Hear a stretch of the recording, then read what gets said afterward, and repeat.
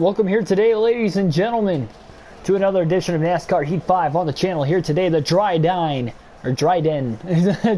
400 at Dover International Raceway.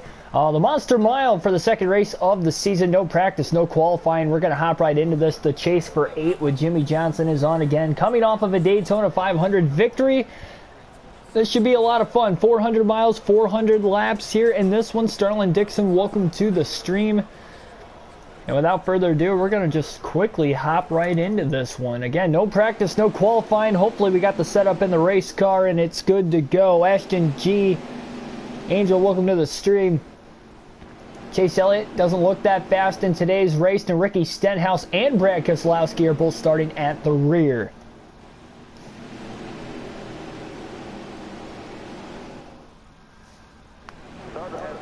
So from the 38th starting position is Jimmie Johnson. Denny Hamlin will lead the field to the green flag at Dover here today. And here we go. The green flag is in the air already. Contact off the initial start there with Brendan Gaughan at the back of the pack between him and Johnson. A 750 horsepower race here today. The car feels pretty loose right now despite a very tight setup. Going to take a little bit of getting used to.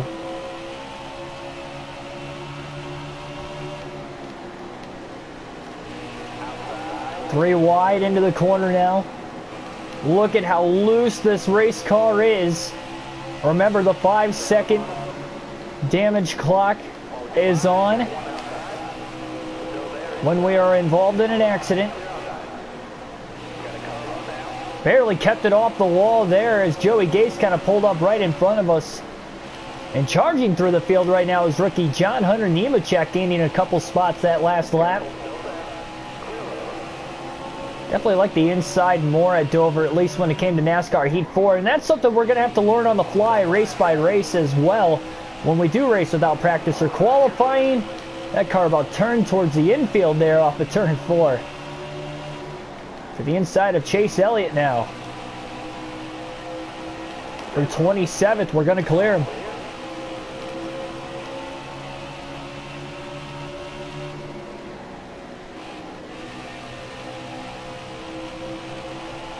Feeling pretty good so far today, Angel.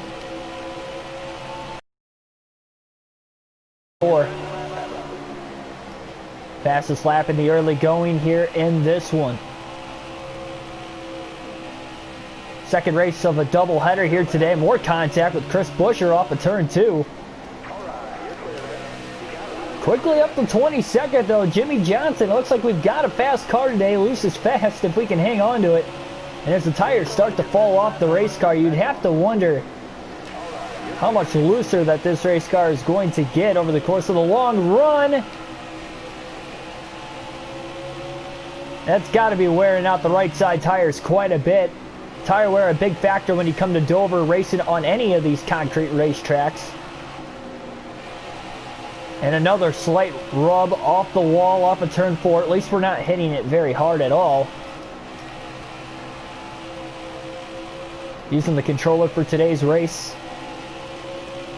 Jacob Westbrook, welcome to the stream. Wow, that car stepped out big time getting into turn 3. We're probably going to have to tighten this thing up even more when we hit pit road for the first time today, whenever that might be.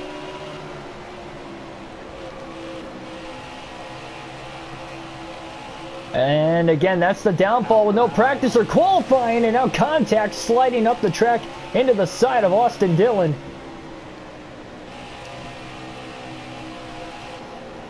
Here we go again.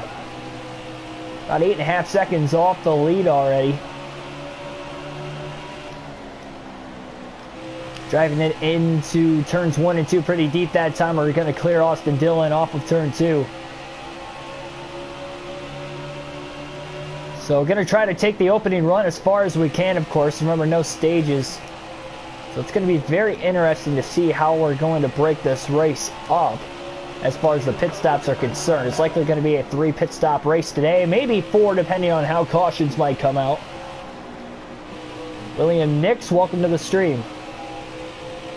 Yep, this is a 400 lapper here today at Dover. Full race live streams as usual on the channel with a realistic broadcast. Great run off a turn 4 to the back bumper of Cole Custer. Sending it now into turns 3 and 4. 1 and 2 rather, my bad. But from the rear of the field, again, with the lack of practice, you can tell the car is really loose. We went as tight as we could with the setup, but of course, if you're in practice, I would have started with this setup and would have been slowly adjusting it from there. I'm not able to do that with the lack of practice. We close in on Matt Kenseth in the 42. Big run down the back stretch to the inside. And we'll make the pass into turn 3.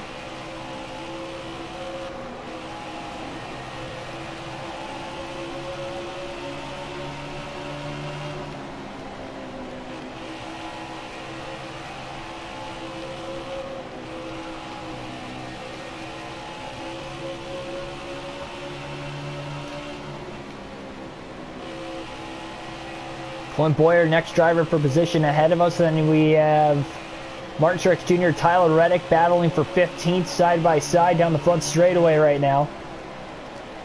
Not sure exactly who's in the lead still, but we're 10 seconds off the lead right now, so about a half a track behind the leaders. Only 14 laps into the race, though. We are moving through the field fast again, but we're still going to have to tighten this car up. It is way too loose, especially this early in the race.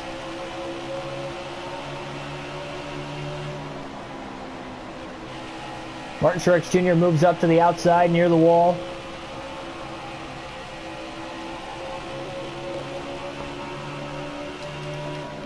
But look how the tires are holding up right now. We got a 78% on the right front and the right rear at about 81%. I'd have to assume over the course of this run with the right rear where it's at now, it's going to catch up to that right front, if not wear on even more than the right front, just with how loose the car is.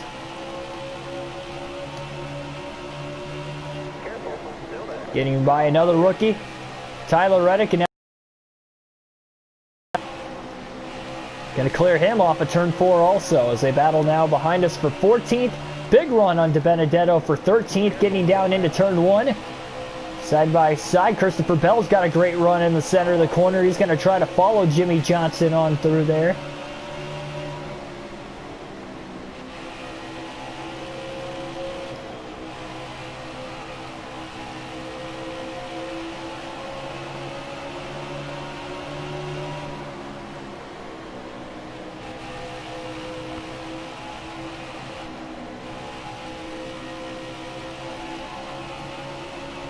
Eric Almirola 12th, running just outside the top 10. This 48 car is definitely fast. We look at the intervals on where the leaders are at. Another big step out off of turn 4. Doing a good job not over-correcting it too, coming off the exit of the corners.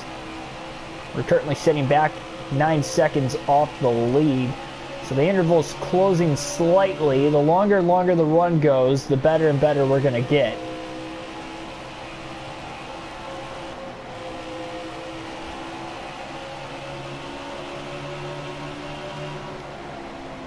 William Byron in the 24 all the way near the top, giving Johnson the bottom. Barely going to clear him off of turn 2. So we kind of slapped the wall a little bit as well. Nothing major. You can see we haven't really hit the wall hard the 3 times we barely tapped it today.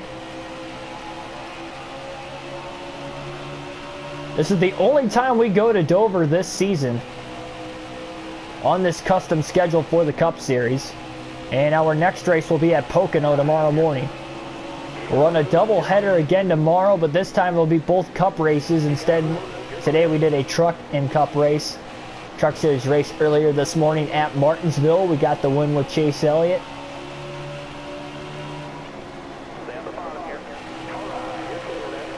Three wide action now going on in front of us. Bobby Carter in the mix. Almost got pinched off between Kyle Busch and Ryan Blaney. Lap car of Joey Gase is in the way, holding everybody up. And we're going to move up to 9th place. Bobby Carter having a good showing here early. Got back in the gas too soon. Busch tries to run us back down. Now look at the amount of momentum we lost compared to Blaney and Carter. And Carter now is up to 8th place, clearing Blaney off of turn 2. And now working on Joey Logano, 4th position. Up ahead, Logano caught behind the lap car. Buescher, who pulls down in front of Blaney. Logano up the middle now. Contact with Buescher. Very heavy lap traffic that the field is working through right now. 3 wide for a short little moment. We're going to clear Logano for 8th. Now to the inside of Blaney for 7th. Carter for 6th. Up ahead as well, who takes the outside. Turns 3 and 4. Using the lap car of David Reagan as a pick, and now up to 6th place goes Jimmy Johnson. Chase Elliott with a rough run early, back to 33rd.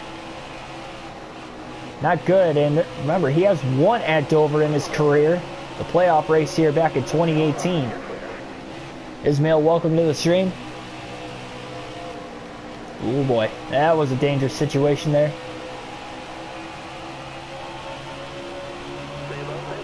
25 laps in. Boss Lady, welcome to the stream as well.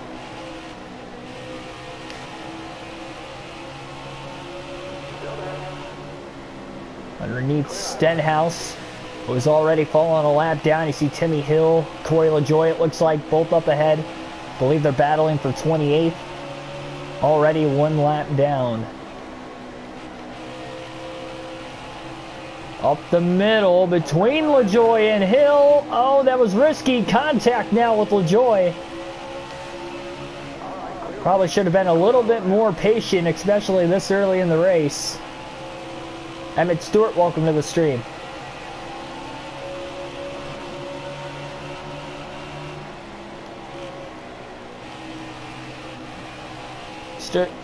Description still says Heat 4 instead of Heat 5. I thought I changed that earlier today. Huh. I'll have to go back in and change that again then. I must not have hit save or something. Yeah, I went back in this morning after the truck race and went to change it. It must not have saved. Blocks, welcome to the stream as well. Yeah, my bad on that. But this is NASCAR Heat 5.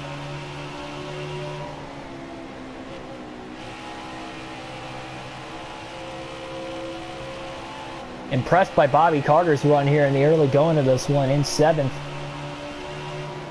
Generated rookie driver in this game.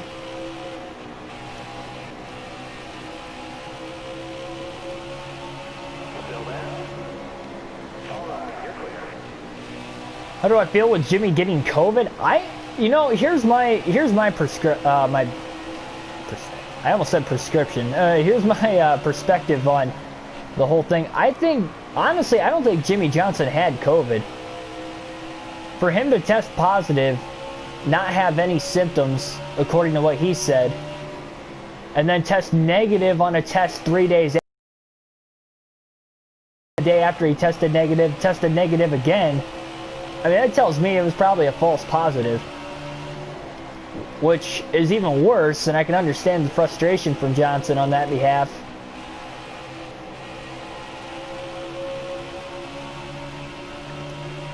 Because obviously with him missing a race puts him right on the bubble, where before I think he was like 63 points or 68 points above the cut line, something like that. He was over a race ahead of the cut line on points. He was having a pretty stellar season, still is, but now he's on the cut line after missing a race. Kathy Cash, welcome to the stream. Favorite Hall of Famer and favorite Truck Series driver? Truck Series, me living in Northwest Ohio, I'd have to say one of the Thor Motorsport truck drivers, so probably I'd lean more towards Matt Crafton. I was a big Todd Bodine fan when I was growing up, honestly, when I was watching the Truck Series a little bit more when I was younger. But yeah, right now probably Crafton. I don't really necessarily root for anybody as hard in the Trucker Xfinity Series as I would Blaney in the Cup Series, but probably lean more that way. Already into the top 5 now, past Eric Jones a lap or 2 ago, and now working on Newman, and that will get Johnson up to 4th place. And Denny Hamlin in third. Just a couple car lengths ahead. And look at Kevin Harvick going up the middle. Between multiple lap cars. Oh boy, the car really stepped out there. Still staying to the inside of Hamlin though, down the front straightaway. Heck of a battle. Harvick goes up the middle again. So will Johnson now. Chastain pulls up right in front of us. P3 for Jimmy Johnson. Alex Bowman with a big lead, a 3-second lead over second place. Harvick in a big step out off of turn 4 as Kenseth gets into the back of Johnson. All of a sudden there, that was a big moment. That little bit of damage now to the rear bumper, very slight, but I think it's going to be a very big issue with how loose we are already. It's just going to make the race car that much looser. You see here off of 4, more rear spin in the tires. Right front still wearing out slightly more than the right rear. We're about halfway through the tire run. Trying to get around Harvick for second. Big run off of 2, now to the inside, into 3. Harvick up the middle, gets out of the gas, lets us go. Johnson up to second, 3 seconds back of Hendrick Motorsports teammate Alex Bowman. To the top, 3 wide. Favorite Hall of Fame driver, by the way, too. I don't know, because of the drivers, I rooted for Greg Biffle when I was younger, and as soon as he retired back in at the end of 2016, that's when I was full on Ryan Blaney. And I've told that story numerous times on the channel why I'm a Blaney fan. Biffle's not in the Hall of Fame, so I don't know. I probably lean towards Mac. No, Kenseth's not in the Hall of Fame either. I don't know what I was thinking there. Probably Mark Martin, because I was a Roush guy growing up as a kid. So even though I was, you know, rooting for Biffle, I'd root for Roush Fenway on consistency. And Mark Martin, really the more notable Hall of Famer from Roush Fenway Racing. So yeah, I'd go Mark Martin probably if I had to pick one.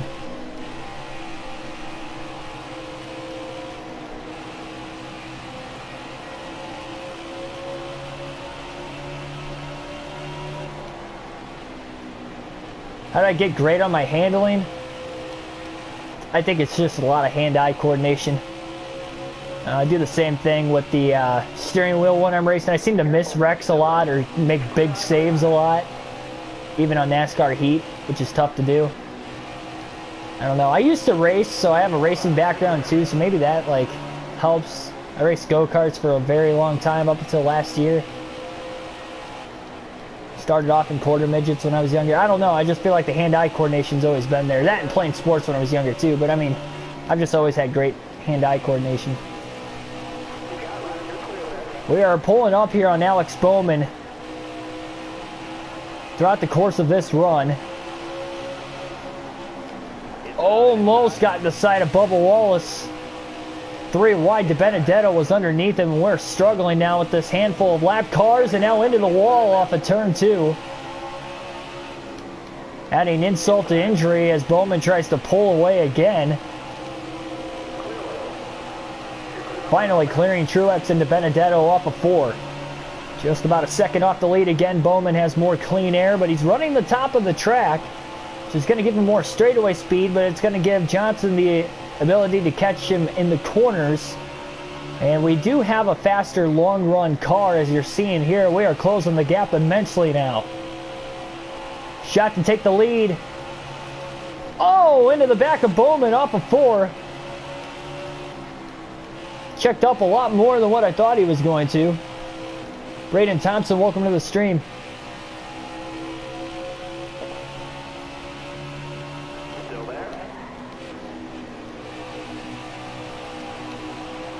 Trying to clear Bowman off of 4 finally. And Jimmy Johnson to the lead for the first time today on lap 47 here at Dover. Took us quite a ways to get to the lead, more than halfway through the run, and we only have about 28 laps longer we could go on a full tank of fuel. And we'll see green flag pit stops right around that window. See how cautions might be in play in this one as well, as we try to go back-to-back to start the season here with these custom schedules. We go to Pocono in the next race. And in both Cup Series races on the doubleheader tomorrow on the channel, we go to Pocono, followed by Sonoma. So we'll have our first road course race of the year tomorrow as well, here on NASCAR Heat 5 and for the Cup Series. Again, hopefully going to get to the Xfinity Series soon. I really wanted to. Our next race is at Charlotte, but again, the game keeps crashing on me when I try to get into the Xfinity Series custom schedule season still. They had a patch to help that error. It helped me get through the Cup and the Truck Series, but now it's still crashing on the Xfinity Series for whatever reason. So, 5 to fix that before we can continue the Xfinity season. So far, we're not off to a good start. We have a 35th place finish at Daytona, and that's the only race we've been able to run since. So, we'll hope for the best. But our focus here for the next couple days will strictly be on the Cup Series with Jimmy Johnson. Almost got into the wall off of turn 4, or turn 2, getting my corners mixed up today. It was a close call. Keselowski with a great run to get by Kurt Busch. Another big moment trying to get out of the gas. Contact with Chris Buescher. Seen that a lot. The car really steps out if you get those left side tires down right near the apron. And just pushes us straight up the racetrack, as you saw there in that last lap. Joshua, welcome to the stream. No problem for being late. Better late than never. Still early on in the race, just over 50 laps complete. No caution so far, and only 10 drivers are on the lead lap already. So we have about a 5.5 second lead on Bowman. And you got Harvick in 3rd, Newman in 4th, and Denny Hamlin rounding out the top 5. Hamlin started on the pole for this race. We started at the rear in 38th after not qualifying. Brad Keselowski also started at the rear. He's up to 11th, first car 1 lap down, so he's definitely got a fast car too. And Ricky Stenhouse also started at the rear, but he doesn't nearly have as fast of a car as we do. 3 wide now, kind of pinching Blaney to make sure we can get up the track in time to pass Elliott as well on the outside. And caution will fly for the first time today. On lap 55, caution is out for the first time. Ryan Blaney will get the free pass in 10th.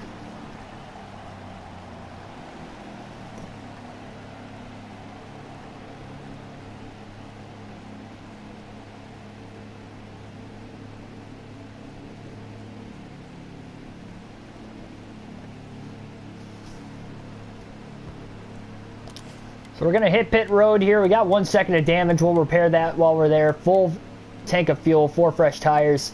And we're going to make a wedge adjustment. We're going to go 1 round with the wedge adjustment there to tighten the car up a little bit. We'll see how that works. Alex Bowman wins the race off of pit road as we're about to go green. Hendrick Motorsports on the front row. Johnson on the outside in 2nd. Green flag back in the air at Dover. Alex Bowman will lead the field to the green. Trying not to beat the leader to the line there. There we go.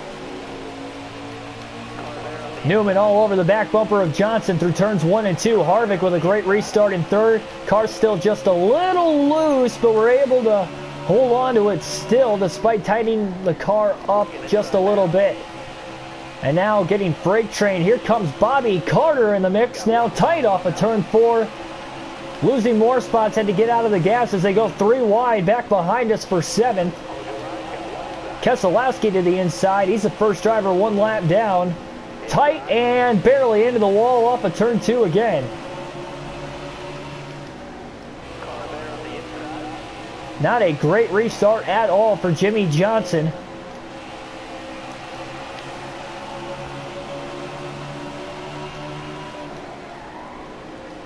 The car rolls into the corners the same with how loose it is, but it just gets really tight on exit now. We might have tightened it up just a little too much.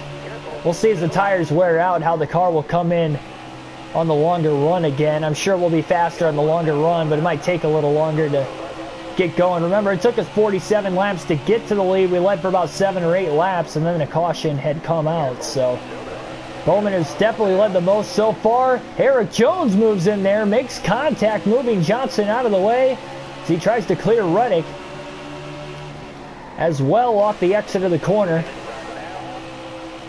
Drove it in just a little too deep. Here comes Kurt Busch now underneath Jimmy Johnson, and again, just not a great restart here for Jimmy.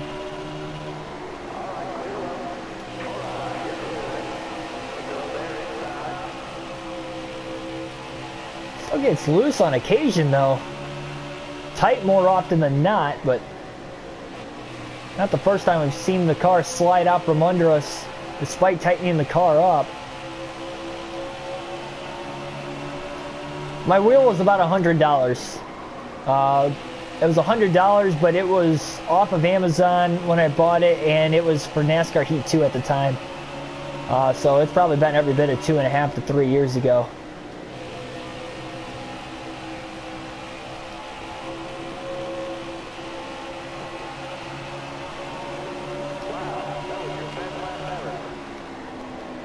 We just ran our fastest lap of the race that last time, so I think the car is just a little bit faster with the tightening of the setup, despite how it might have looked on the restart. Finally starting to get a good feeling for the race car. So that's good to see.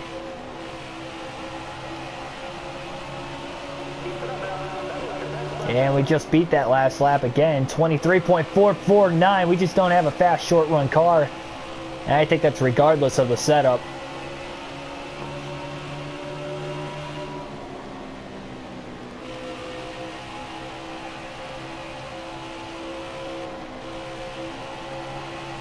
Trying to get around Christopher Bell on his outside off of turn 4. Keenan Brenny, welcome to the stream.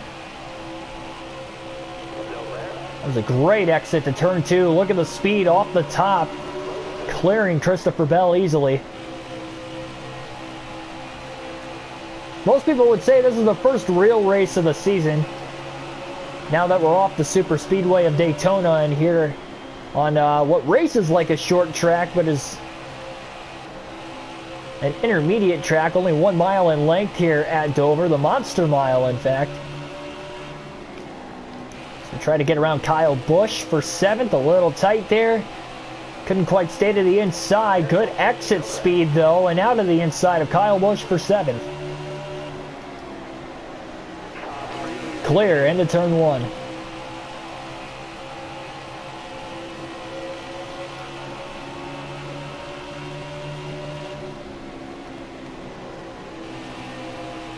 Junior Car 17, welcome to the stream. Barely clearing Kurt Busch. We really forced our way up in front of him that time, but we did make a clean pass.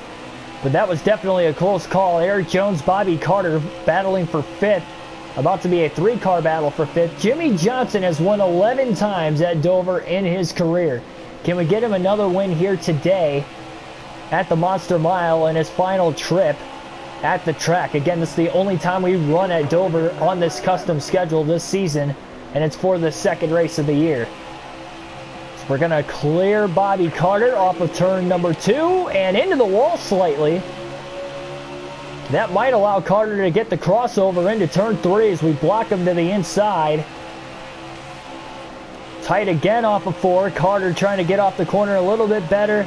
Can't quite get back alongside of us yet. So try to reel in Eric Jones. Got it to stick a lot better that time through 1 and 2. Great corner. And a big run in the draft into turn 3 to the inside. Little bobble getting in, still to the inside of Eric Jones, pushing hard. Can't quite stay there. Car slipping around a lot. Again, 750 horsepower for this race at Dover. CW2288, welcome to the stream. Drove in a little too deep that time. Jones keeps the position. Good battle going on right now. Bobby Carter's not going away either. He is still in 7th rather now, and not far behind us as we are digging hard to try and get around Eric Jones. Fell back to 8th on the restart after restarting in 2nd on the Did not have a good takeoff off of turn 2 and couldn't get back to the bottom of the track, which is our preferred line here. Jones trying to crossover off of turn 4. He is there for the moment. Can't keep the speed up, as we've definitely got the straightaway speed in the car today. Johnson up to 5th.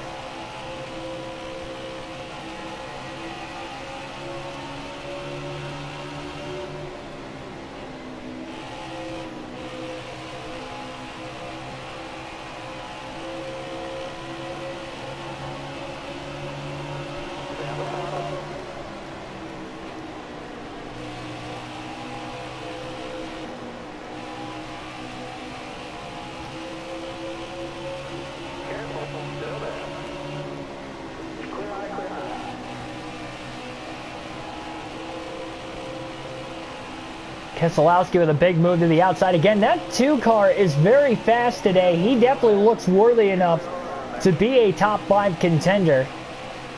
Started at the rear of the field. He's in the free pass position. We just put Blaney a lap down when we were leading at the time of the caution. So Blaney got the free pass over to Keselowski. But Brad is putting himself in a good spot to get the free pass if we get another caution, which I would assume we would at some point in time. We've had one today in the first, what is going on almost 80 laps here pretty shortly. I'm sure we'll still get a couple more at least by the end of the race. Decent green flag run to start though, 55 laps before that first caution. Battling hard right now, trying to catch Ryan Newman in the 6. Still trying to pass Keselowski in the 2 as well though. We're having our tough time trying to get around him. Newman being held up by our teammate Chase Elliott. Big run off of turn 2. Up the middle goes Johnson, not getting out of the gas despite how loose the car was there. And a great move. Keselowski charges back to the bottom. Now in line behind Chase Elliott, but we're going to use Elliott, our teammate, as a pick to clear Keselowski. Newman to the top side. More like the middle line now for Johnson. And a big run off of turn 2. For 4th place now on Newman.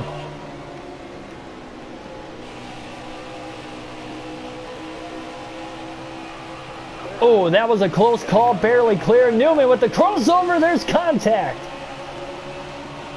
Tried to keep it off the wall, and instead we ended up slamming door to door with Newman off of turn 4. Newman, as usual, being very difficult to pass.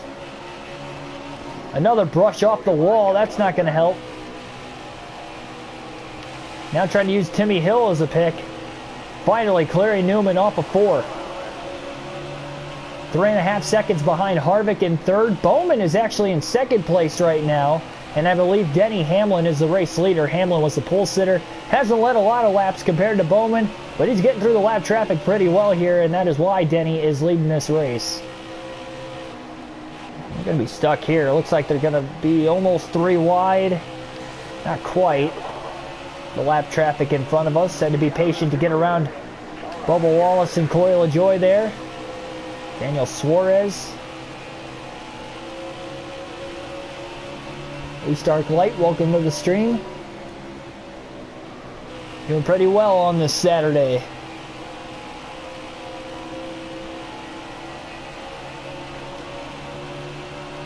Yeah, I hope the big one's not going to happen here.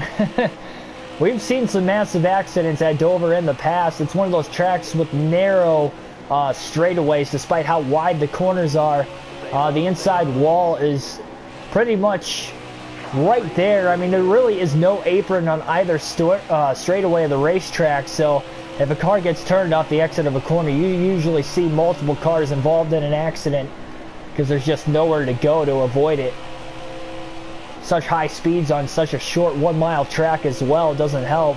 We're hitting every bit of 180 miles an hour at times going into these corners. I've already seen it a few times today.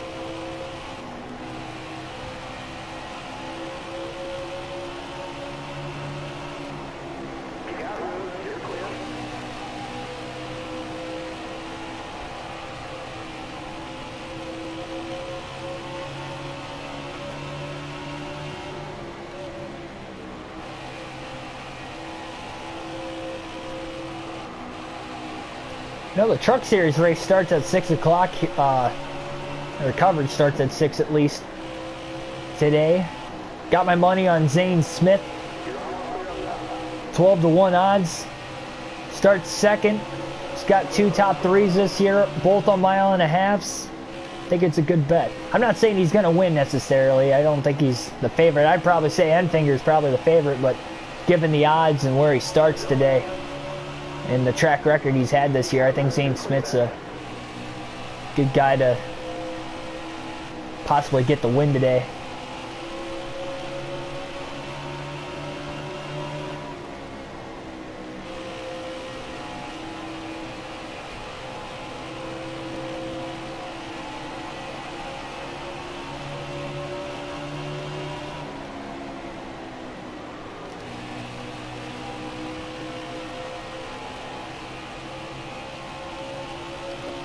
We are closing in on Kevin Harvick, less than a second ahead of us as he tried to get around John Hunter Nemechek, who's having a solid run, 21st right now.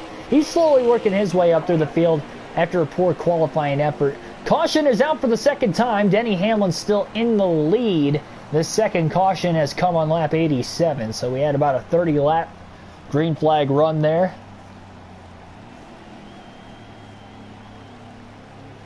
Why is Suarez in the 96 and not the 42, 41? Because he's not driving the 41. Cole Custer's in the 41 this year. Ace Dark Light. Suarez is driving the 96 for Gaunt Brothers.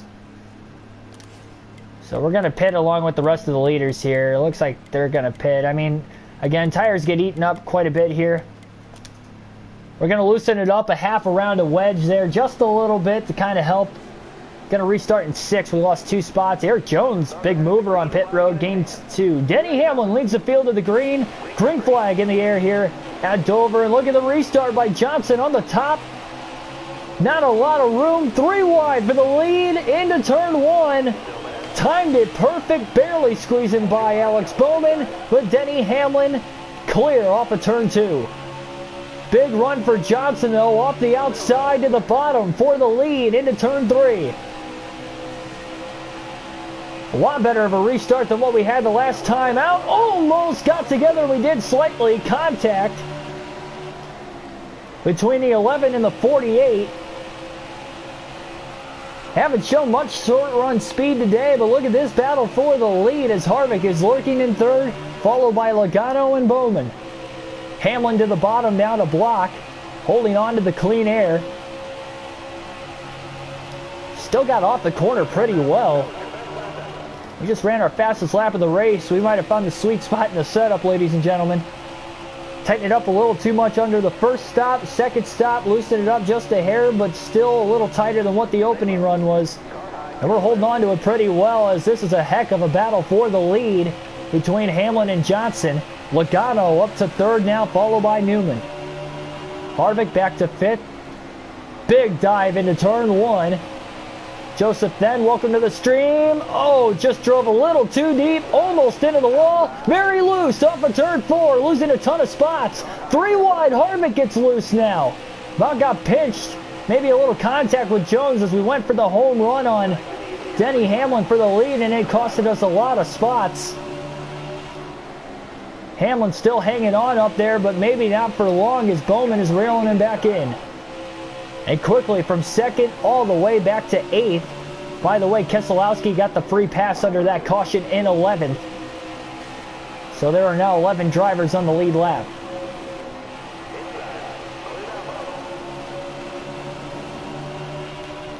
Big time save knowing that there are DNFs in the championship mode now, and as well, not only that, but again, our 5-second clock, if we get in a wreck, we have more than 5 seconds of damage, we cannot repair it under a caution. A way for me to try and up in the difficulty even more on myself throughout the course of these full race live streams. For all 3 series, might I add. We're hanging in there pretty nicely, though. I'm very satisfied with the way the car was handling there. Oh boy, that was a big moment there off of turn 2 again.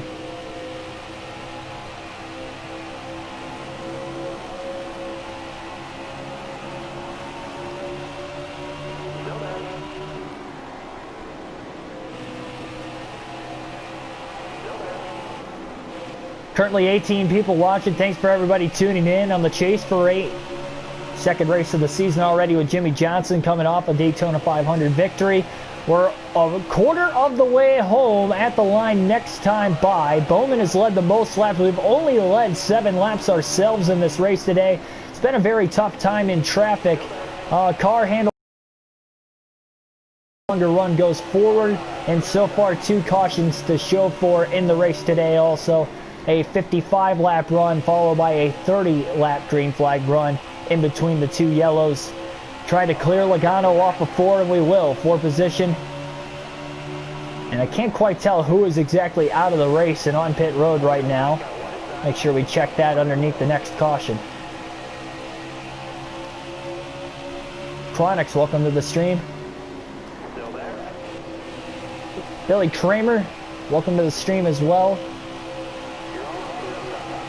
King, I saw you in the chat also. Welcome to the stream.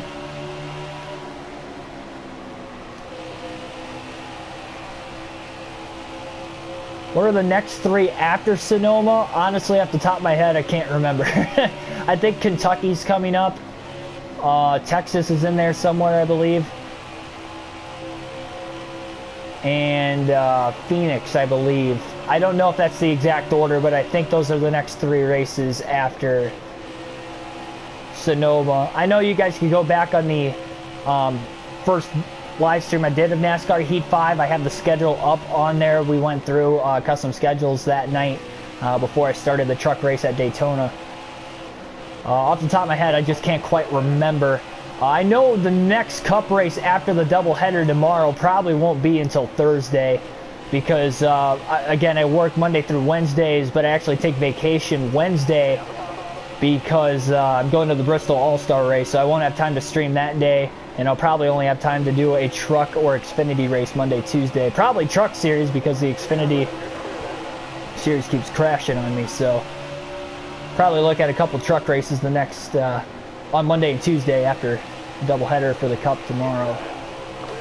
Just got around Harvick for 5th. Tried to challenge us back there. Couldn't do it. Hamlin's worked his way past Eric Jones again for 3rd. Trying to block him to the top. And look at that crossover by Eric Jones. And a great run from behind by Jimmy Johnson. Oh, they almost came together. Jones had to check up. That allows Johnson to get to the inside. And we're 3 wide for 3rd place. Johnson a 2-for-1 special, clearing both Hamlin and Jones. What a move off of turn 2. Trying now to run down Newman in 2nd and Alex Bowman in the race lead.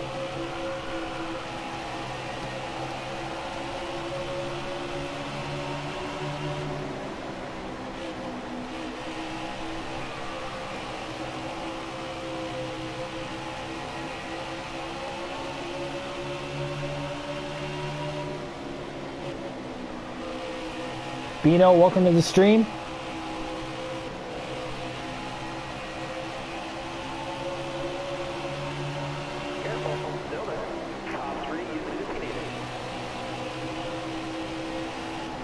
Oh yeah, I'm definitely planning on vlogging the Bristol All-Star race trip. Plan on vlogging that whole day for the most part. Maybe a little bit coming home, but that's about it. Yeah, I definitely gonna have some live race footage. I'm gonna try to videotape as much as I can throughout the Open and the All-Star race itself. Maybe a compilation, like highlight video, I guess, of me being there live in person. I think that'd be kind of cool on top of the vlog. So yeah, be on the lookout for that on the channel also. I think it'll be a lot of fun. I've never been to Bristol. I wanted to go there for the All-Star race. Never had the opportunity to quite yet. I wasn't going to go to... I never really planned on going to the All-Star race, you know, really at all. It wasn't like one of those bucket list items. But because it got moved to Bristol and because of all the races I'm supposed to go to this year were raced without fans that I haven't been able to go. And now the news that Michigan's doubleheader event in August in about a month. That's my home track. Going to be ran without fans, so I'm not even going to be able to go to my home track this year. As soon as I saw there was going to be 30,000 fans and I was eligible to go, I bought the tickets. So we run down Newman here for 2nd. Bowman got pinched off 3 wide. He tried to go up the middle, and now he's going to try it again. Definitely costing him time off of turn 2. Big run now for second place on Newman. Driving it in deep to get to the inside of Buscher, barely clearing him. And here comes Newman with the crossover and a little bit of contact as well. Ernest, welcome to the stream. Neon Tiger, welcome to the stream. Oh boy, 3 wide, 4 wide off the exit of the corner. That was very risky and didn't work out very well at all. Contact with Quinn Houff and Daniel Suarez. Bowman still struggling in the lap traffic. That allows Newman to get away slightly. But what a run off the exit of 2 though to try and get Newman back. Late dive to the bottom. Big time slide job off of turn 4.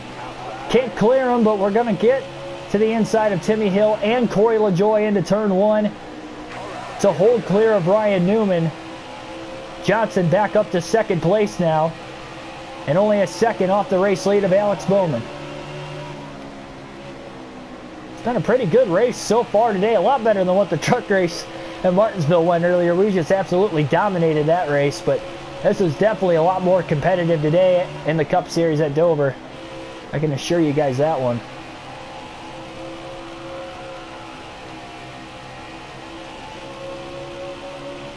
The stream record for most people watching at one point in time during the stream happened in the Daytona 500 last night. We had 29 at the very end of the race. So let's see if we can go for 30 here today. That would be awesome. Gained a couple subs over the last 24 hours as well, so thanks for all the new subs and all the original subs that keep coming back for more NASCAR content on the channel. Side by side for the lead into 3. Johnson dives it in on Alex Bowman and clear off of turn 4. A power move by Jimmy Johnson. Johnson back to the lead for the second time today. Lap 117. We still have not yet led 10 laps in this race. Bowman charging back on the bottom, but then he had to check up. Justin Haley got in his way, and he couldn't complete the crossover. Bobby Dixon, welcome to the stream. Yep, IndyCar's racing today. Road America, if I'm not mistaken. I honestly forgot about that until you said something.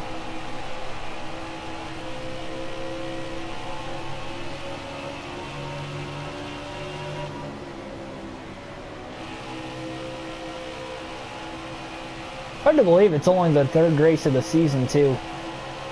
Because they didn't even get their season started before COVID happened. They were supposed to run at St. Petersburg. They had the cars at the track and everything. They ended up just not running the race, similar to what the Cup Series did with Atlanta. But that was supposed to be their first race of the year. And obviously, the Indy 500 got postponed to August.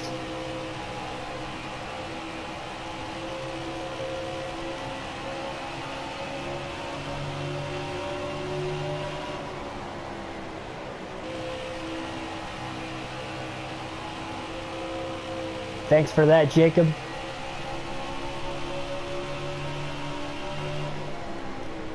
Greatly appreciate it. As always. I say that a lot, but I really do mean it, though.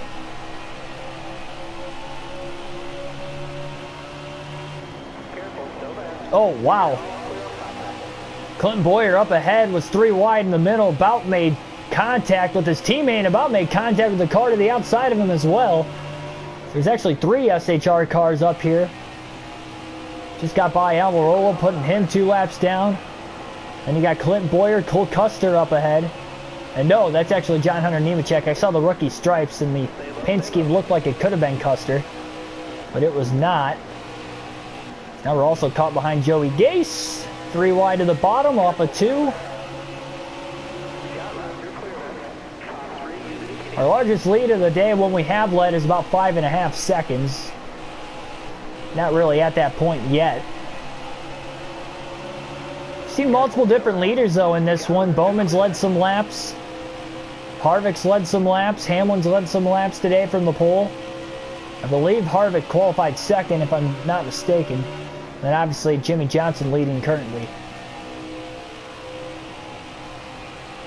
Still a long ways to go indeed. Which makes it even more exciting because this has been a fun race so far.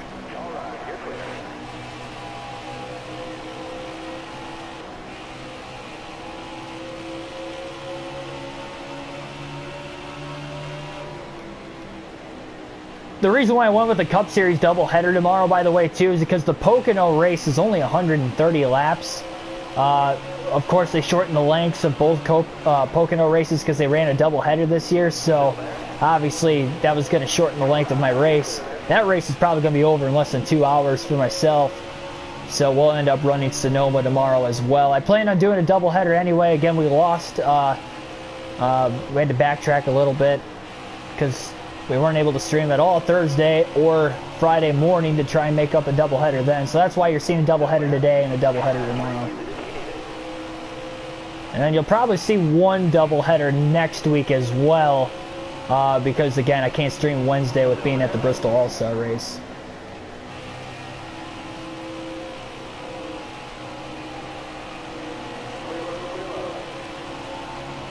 But I'm pumped for NASCAR in general too. We got the Cup race at Kentucky tomorrow. Then obviously I'm going to the All-Star race, so that'll be a lot of fun. And then by the time I come home that Friday, there's going to be another race 2 days after that at Texas. And then they run another midweek race after Texas. They run a Thursday night at Kansas. And then I think they take a week and a half off before the New Hampshire race. Because they don't race that Sunday and they don't have a midweek race the following week. But that's good for those guys. I mean, they haven't had a week off since they came back, and they've been running two, sometimes they've even ran 3 races in the span of 6 days once already this year too. So I mean, they need a week and a half off. It's well deserved, especially because they're not going to have another week off the rest of the season for the final 18 races total. No, at that time 17. Final 7 races of the regular season, and then the 10 playoff races, and we still got 2 more double headers. I don't think there's any more midweek races, but I know there's still 2 more double headers, Dover and Michigan. So busy with NASCAR the rest of the year. It's flying by though. Once they came back, it is flown by. It feels like they just came back like a month ago. But essentially, they came back about a month and a half ago, almost 2 months ago now, and they've already ran 11 races, 11 Cup races, and then crazy.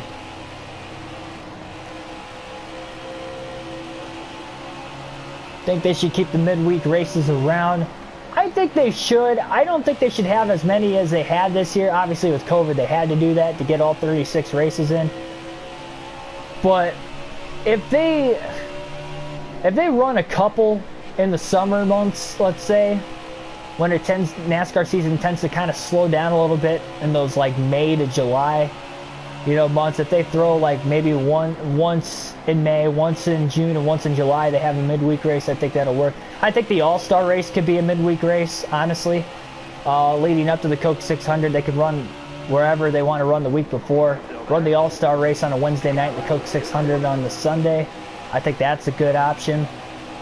And then maybe 2 regular season races during the week too. It's going to depend though, because assuming we get fans back at the track next year in major capacity, it's going to be hard.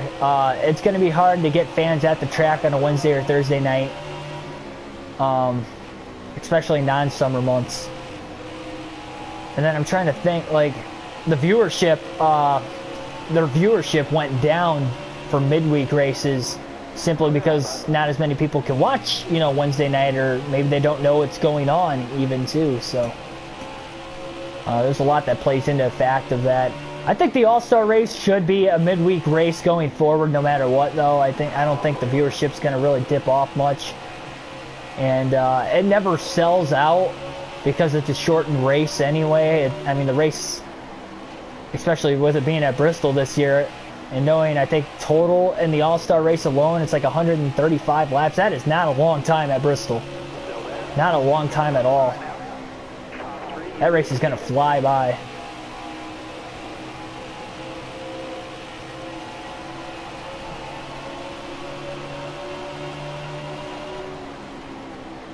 And if you are to run a midweek race, I wouldn't run a midweek race on a racetrack you're only going to once a year. I would run it on a track you're going to twice in a season. So that way at least that track can still have a weekend date for fan capacity and viewership ratings on television as well. So we're in very heavy lap traffic. We've gone quite a ways into this green flag run. We've got our largest lead of the day at 12.5 seconds on Bowman. Trying to put Kyle Busch a lap down here. And we will. Denny Hamlin. Oh, almost went a lap down. We got on the brakes hard. Did not see Brendan Gaughan there. And we came up on him quick. Great run off the top side though. Diving it into the corner now to clear Hamlin. 5 drivers on the lead lap here at Dover currently as we run, with Hamlin being the first driver 1 lap down, trying to battle Kyle Busch for that position.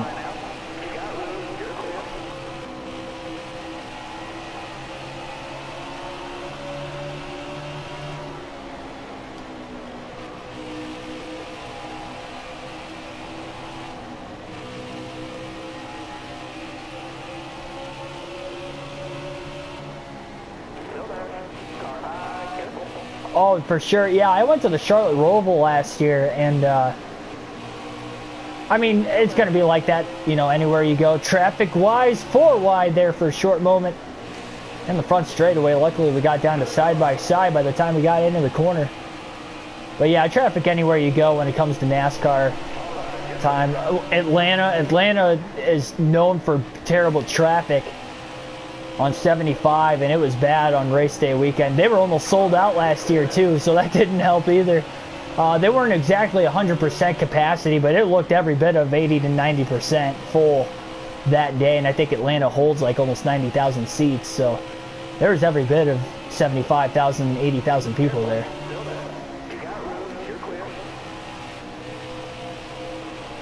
Live an hour away from Charlotte, nice. I've never really thought about really moving, you know, from Northwest Ohio as I get older. Obviously things can change going forward, but I loved Charlotte when I was down there.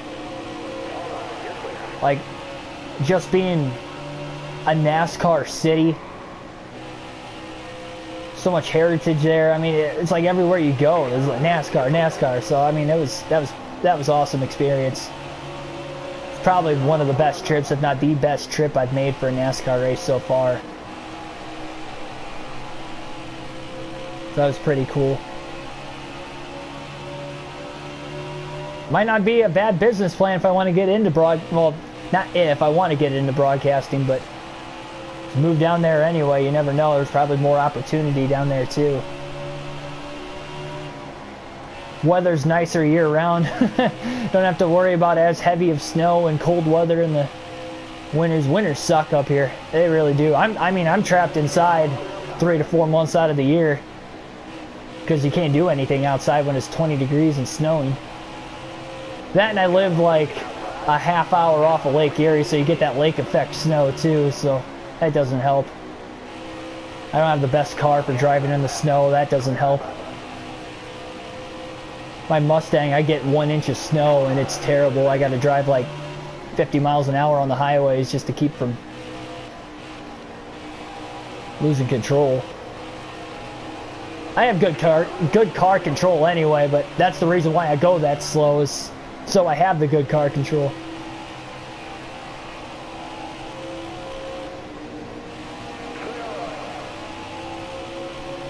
Yeah, NASCAR is just not as big out west.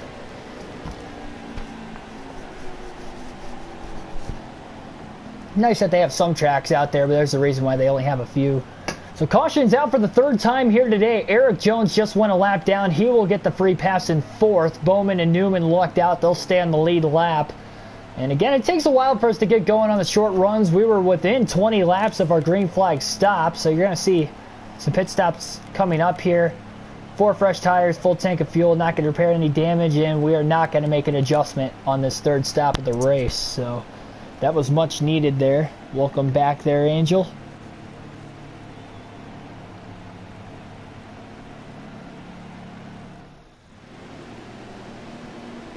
I'm saying in general, I'm not saying there's no fans out west. I'm just saying compared to like down south or even in the Midwest has quite a few.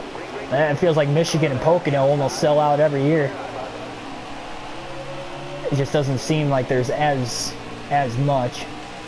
Great jump on the restart there for Jimmy Johnson. First time we've been able to lead the field to the green flag today after winning the race off of pit road.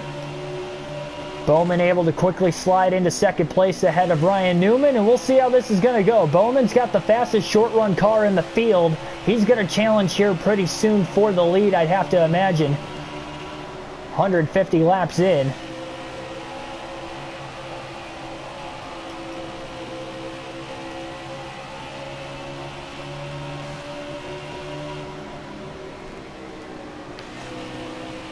Newman trying the outside right now, and that battle for the free pass spot in 5th place is intense, with Harvick having the spot currently on the inside of Ryan Newman. Keselowski, Hamlin back there challenging Logano, Blaney in the mix, and here comes Bowman. Look at the run to the inside.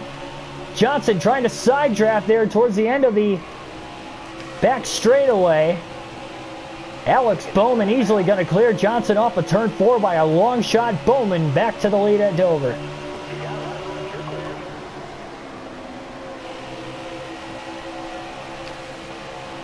Harvick getting held up slightly right behind the 48.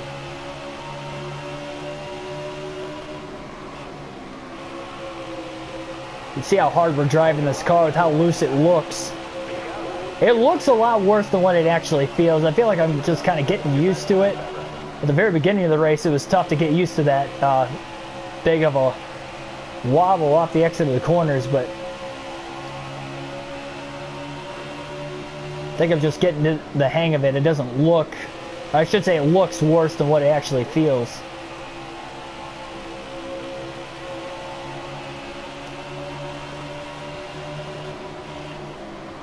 Yeah, Matt Kenseth is in the 42. Just completely overdrove the corner, and that puts an opportunity for Harvick again. Barely blocked off. Trying to keep that track position. Trying to make sure that Kevin Harvick won't get around us so we can strictly focus on running down Bowman. Caution. Back-to-back yellows. Harvick will get the free pass now. Jones will get the restart at the front of the field. Newman and Jones are both pitting, so less than a 10-lap green flag run there. Looks like a couple lap-down cars are going to pit also. Interesting scenario. I mean,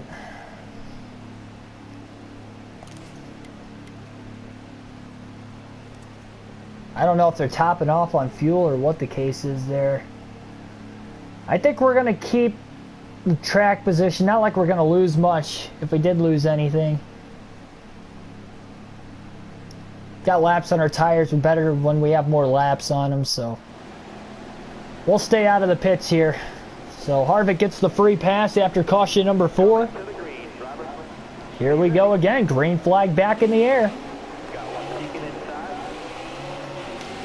Alex Bowman leads the field to the green. A lot better restart on the outside that time, having the bumper out ahead of Bowman into the corner. And just like the last time we restarted in second, we're not going to be able to hold on to it. And now, unfortunately, with restarting on the top, we might not get back to the bottom. And we actually found a little bit of room under Hamlin, who is going to challenge hard, clearing Newman off of turn 4. Newman trying to cross him over. At the same time, blocking off Jimmy Johnson there. Eric Jones, fresher tires behind. We only ran about 6 to 7 laps before the caution. That will make a difference, though, to see if Newman can catch Bowman. His tires wear out pretty decently here at Dover, so that will make a difference here. On the tire fall off, look at the run to the inside of Hamlin. Can we clear Denny off of turn 2? Yes, barely. Great pass by Johnson, trying to run down the 88 of Bowman. Newman to the outside to try and work his way around the 88. And look at the run Jimmy's got off of turn 4, side by side with Newman for second. Little contact slightly. A little loose getting in, almost sliding up into the 6 of Newman, and still side by side up the exit of 2. Big side draft down the backstretch. Pulling him back ever so slightly. Here's Eric Jones now for second place as well. Clear of Newman off of turn number 4, blocking Jones to the bottom. As now Jones is side by side with Newman for third.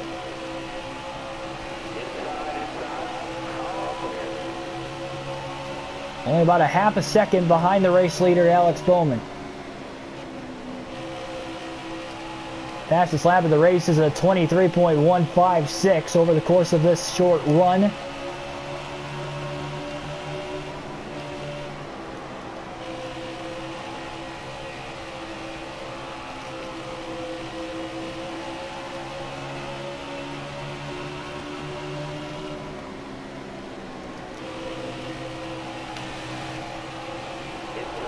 Big run from Eric Jones. We slipped up the track just enough, and here he comes. Big side draft down the front straightaway. We pulled him back a little bit. Awkward angle into the corner in that middle lane, though. Jones clears, and here comes Newman for third. Sending it hard into turn 3 to get in front of Newman. Couldn't quite get it to stick.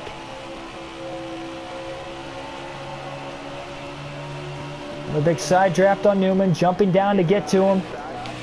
You just can't enter the corners that well on the top. Don't have that kind of grip in the car. Jones is running down Bowman for the lead.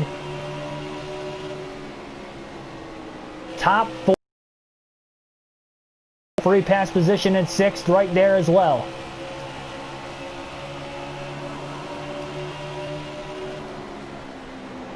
Newman keeps going to the top. He's going to lose 3rd before long. And he will lose 3rd off of turn 2. Just trading positions back and forth. Great racing on the restart here.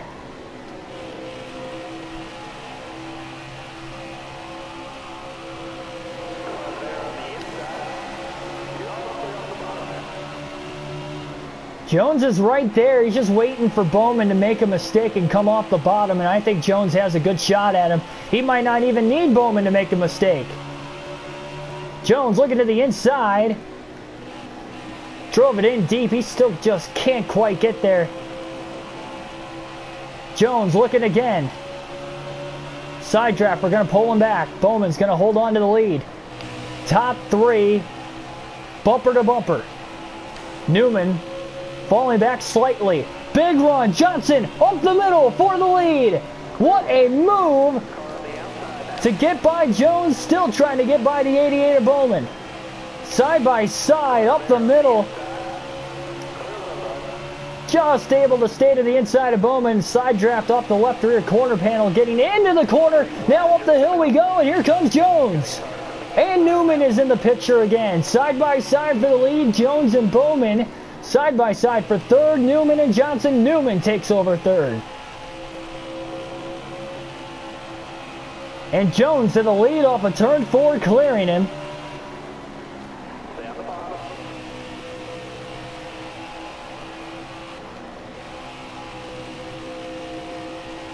Unbelievable.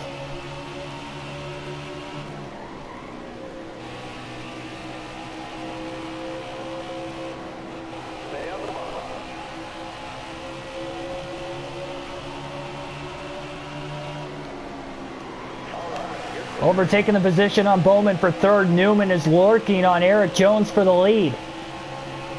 We haven't even hit lap traffic yet. Just wait until that happens. That could shake things up even more. And an incredible battle so far. Up the hill. Oh, man. How did we keep it off of Ryan Newman off of turn 4? Had to get out of the gas, and that was still a close call. Newman keeps working the top. It's just not really working out that well for him. Nathan Frago, welcome to the stream. Back to the inside again on Ryan Newman. Off of turn 4, clear. Johnson back to 2nd again. Has not led a lap since the restart. Closing in now on Eric Jones, who's caught behind the lap car. I believe that is Chris Buescher in the 17. No, it's the 77. Of Chastain. Johnson up the middle. Big side draft on Jones. And out to the outside. For the lead goes Jimmy Johnson. Barely clearing Brendan Gaughan. Crossover now on Eric Jones. Diving it into the corner. Can't quite get him there. Still staying to his inside. Big time side draft. Oh, Joey Gase pulls down right in front of us. Moving up a little bit. 3 wide and tight off of 4. Loose. No contact necessary. Look at this battle, ladies and gentlemen. Eric Jones, Jimmy Johnson. Loose and clear off of turn 2. Johnson to the lead again at Dover. For just the 3rd time today.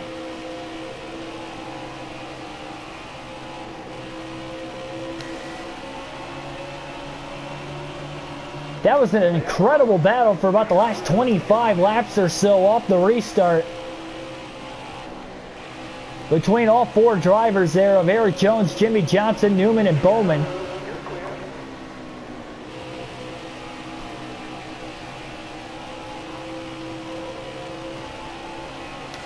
And now slightly pulling away in the lap traffic.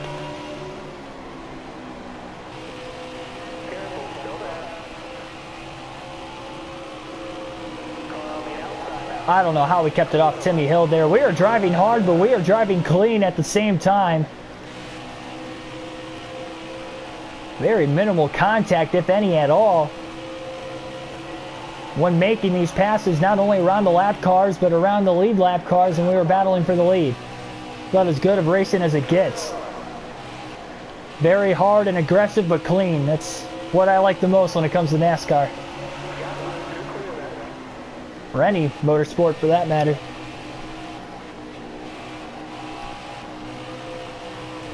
Oh, into the back of Elliott off of turn 4. He checked up.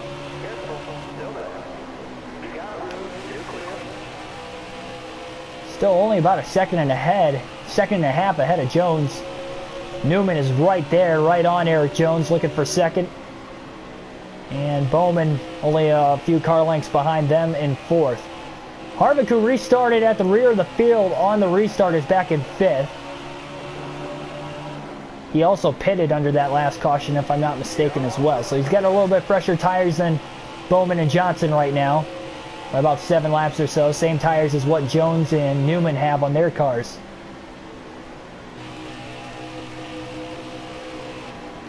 Ooh. Gonna alternate through the cameras here for the first time today. Here at Dover with 2:19 to go. Almost at the halfway mark. Still a few more pit stops they have to get through today. We've had 3 of them total. Some drivers have pitted 4 times after pitting under that last caution. The only drivers on the lead lap that stayed out under the last caution were Johnson and Bowman.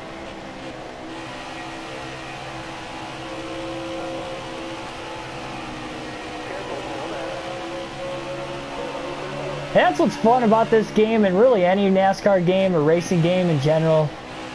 I mean, the fact that I can control my own, knowing I have the talent, makes it more fun knowing that I can race aggressively without really putting myself at much risk of wrecking the car. It might look intense, really intense at times, and trust me, it is, but if I know the car's not going to handle that well to race that hard this early in the race, I wouldn't do it. But I was taking it easy, working my way through the field, trust me, but once we got up here, it's a completely different story.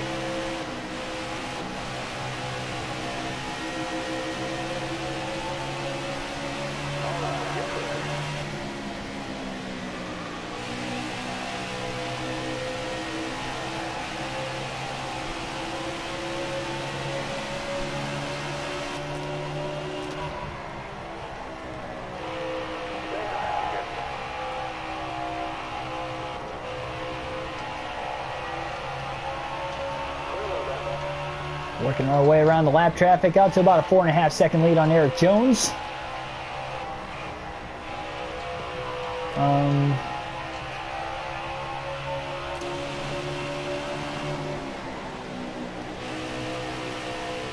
The other stream going to start at 9. Yeah, so 2 Cup races tomorrow for me on the channel. And obviously with the Cup race at Kentucky, we got to work around that because obviously I can't miss a lap of the Cup race, as you guys know. Just can't do it. So we're going to have probably back-to-back races is probably what we're going to do. Try to get them both in before the Kentucky race. So it'll be a lot of fun. Again, the Pocono race isn't going to be that long. It's going to fly by. Just 130 laps at a Cup car at Pocono. It's not going to take that long. It'll easily be less than 2 hours. So we're probably looking at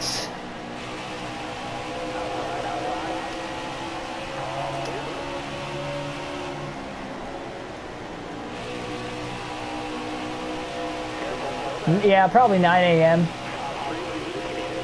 I plan on getting up at 6 tomorrow morning anyway to go golfing, so I should be home by then. So probably look at about 9 a.m. Eastern Standard Time for the Pocono race, and then the Sonoma race will start probably 10-15 minutes after that. We'll get that live stream going. So it'll be a true doubleheader tomorrow, racing back-to-back to make sure we can get them both in before the Kentucky Cup race. And I can relax the rest of the day, watch the race, and get that post-race analysis video out at the end of the night. Predictions video, by the way, for the Quicken Loans 400 tomorrow at Kentucky will be out tonight. I just have to finish editing the video when I'm done with this race, but I've already videotaped everything, so it's just a matter of making the quick edits and trim some of it out of there, and good to go. So that should be up by the end of the night, probably an hour or two after this race is over.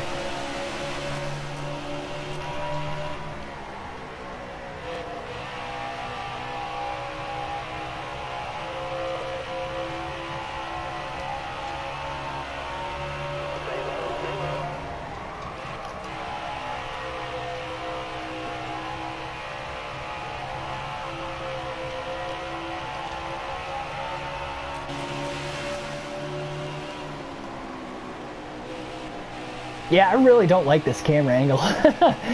I'm so used to racing it the other way. This feels really weird. Especially with as loose of a car as we have. I probably won't be using this camera angle too often. Even when we're alternating different camera angles. It just doesn't work for me. It's a good addition to the game. A lot of people like it. I'm not comfortable with it. That's all. Not that I don't like it, it's just not comfortable at all.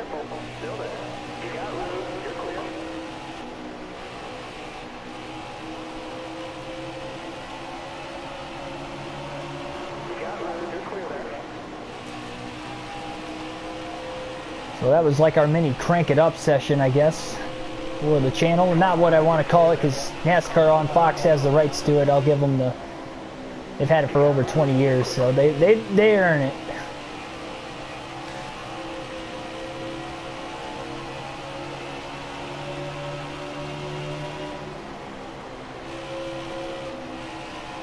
Dakota McDermott, welcome to the stream.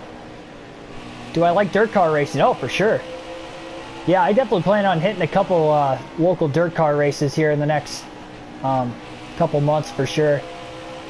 Especially, I haven't gone to one in a few years, only because I've been traveling to a lot of NASCAR races. And obviously, because of the whole COVID thing, you know, I haven't been able to go to any yet up until Bristol this week. But yeah, I'll probably make some vlogs of that as well. But yeah, I love it. Love sprint car racing. That's all I did was race on dirt from age 8 to 18. Yeah. 19. Yeah, 19.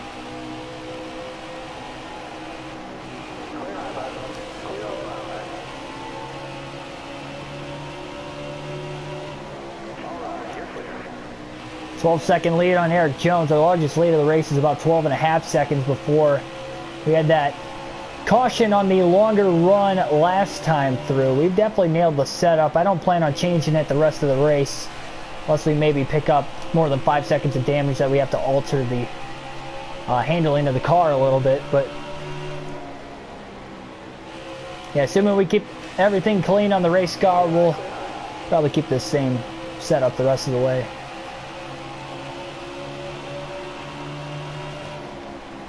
Here's Kevin Harvick, who restarted at the rear of the field after getting the free pass under the last caution.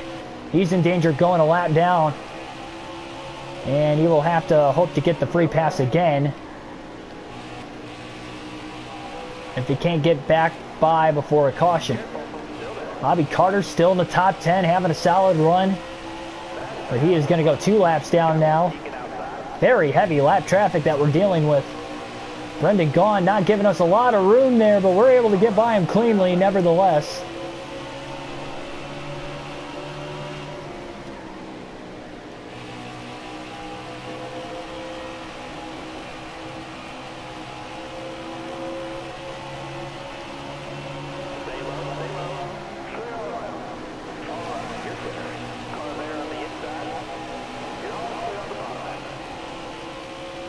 Ooh, 3 wide off the exit of the corner. 4 wide now, down the backstretch into 3.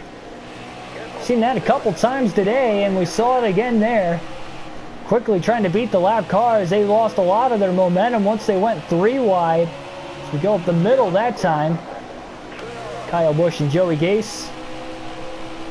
So we're back to 4 cars on the lead lap again, and Harvick by a long shot has the free pass positioning for the next caution, as long as we don't put any of these other guys on the lead lap a lap down. We've got a little bit of a ways before we even catch Newman in 4th. And Jones and Bowman battling for 2nd now. About a half a second ahead of Newman. Almost turning into a 3-car battle for 2nd pretty quickly now.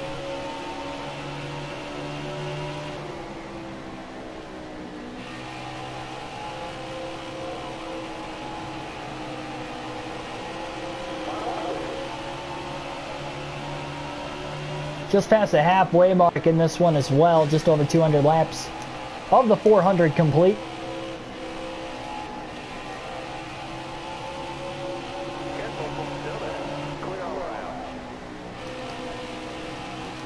We're less than 20 laps away from green flag pit stops in this one, at least for me and Bowman and any of the lap cars that did not pit under the last caution. Remember, everybody else could probably go 6 or 7 laps longer. So assuming everybody takes it to the end of the run, that's what we're looking at. So we got to be careful that a caution doesn't come out in the middle of cycling, because that could definitely hurt us.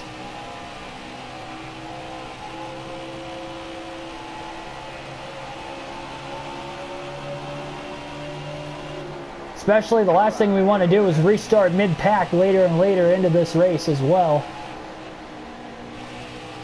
Ryan Preece, not a bad day in 17th.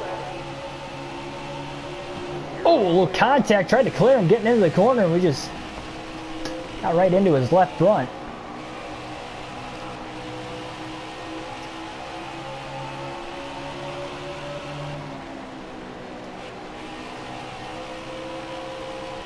Yeah, sorry for any of you guys commenting, and if we have anybody new joining in, my phone just died, so I don't have the comment section on anymore. I'll get it on the charger as soon as I can, hopefully when I hit pit road here in about 15 laps. So I'll get it back on here in a little bit. Or under a caution, whatever comes first, I guess.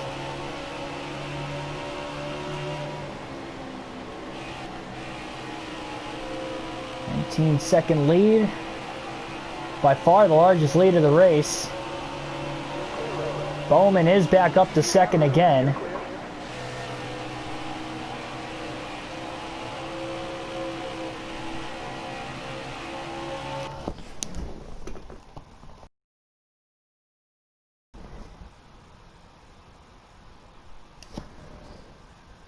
Come on, charge.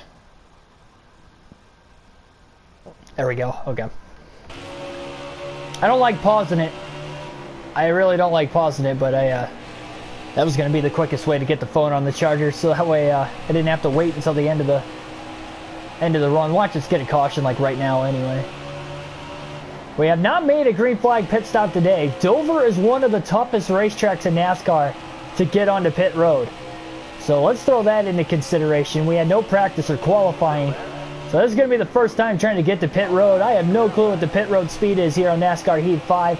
If it's similar to NASCAR Heat 4, I think it's 35 miles an hour, but I'm not entirely sure. Oh wow, 4 wide up ahead again with the lap traffic. I didn't think they were going to make it off of that corner. Ryan Newman just went a lap down about a lap ago, and now we're catching up on Eric Jones. 4 wide again.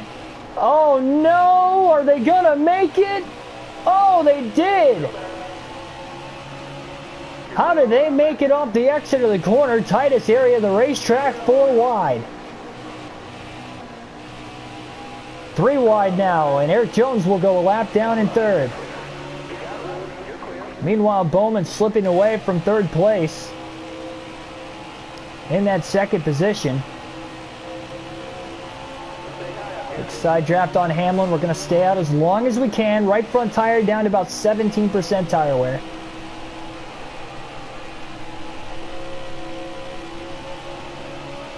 Now down to 16. We can go about 8 more laps on fuel, so got to keep an eye on that right front.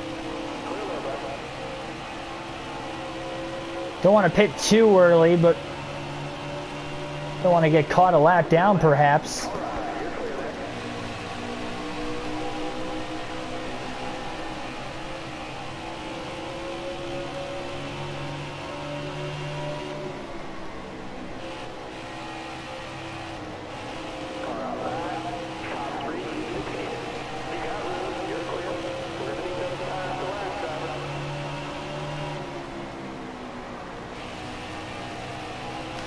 About 5 to 6 more laps away. We should be able to make it to the end of the tire run.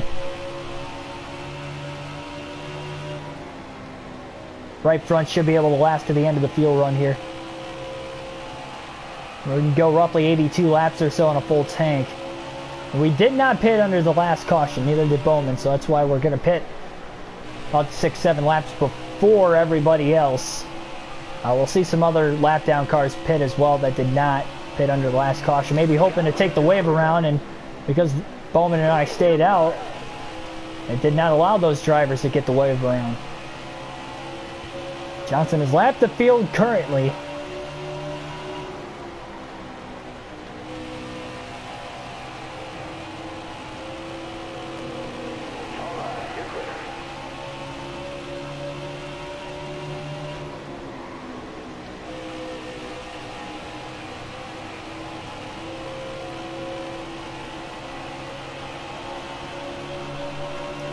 .182 to go.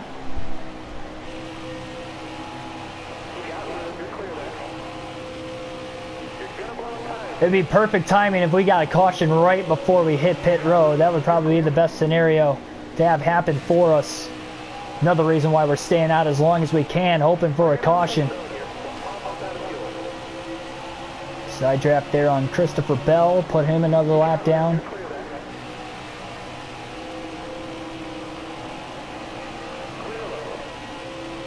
Jimmy Johnson going to hit pit road this time. Now we just got to make sure we do not speed. Not sure what the speed limit is. So we're going to coast it down just to be safe. 35 is the speed limit. So 35 miles an hour onto pit road. Took it nice and easy there. 4 fresh tires, full tank of fuel. No adjustments to be needed, and we will repair any damage we currently have on the race car.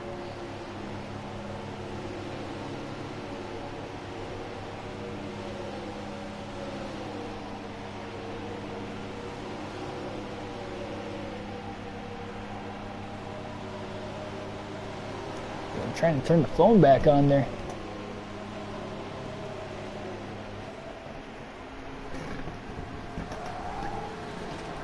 Looking at about a 15.4 second stop, and now we gotta hope it stays green at least until everybody cycles through, because if not, we might get caught a lap down. 15.3 is the actual pit stop. Pretty fast stop there. Try to get up to speed now, so yeah, back in third. Bowman pit the same lap we did.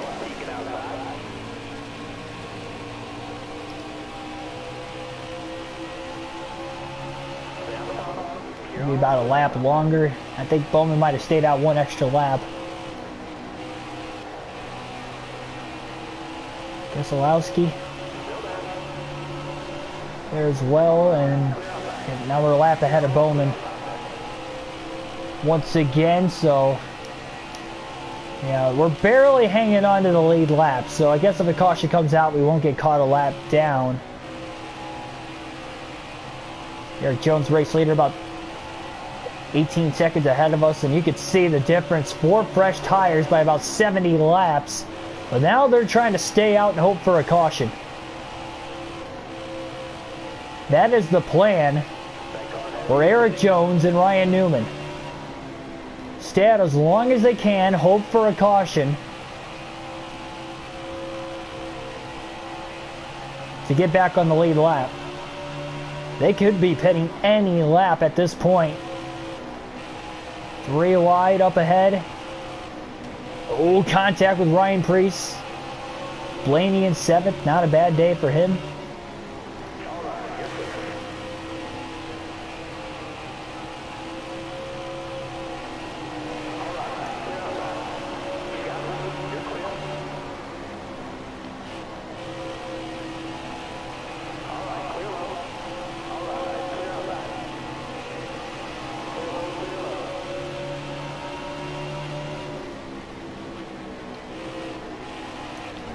Ooh, just into the back of Stenhouse, center of the corner.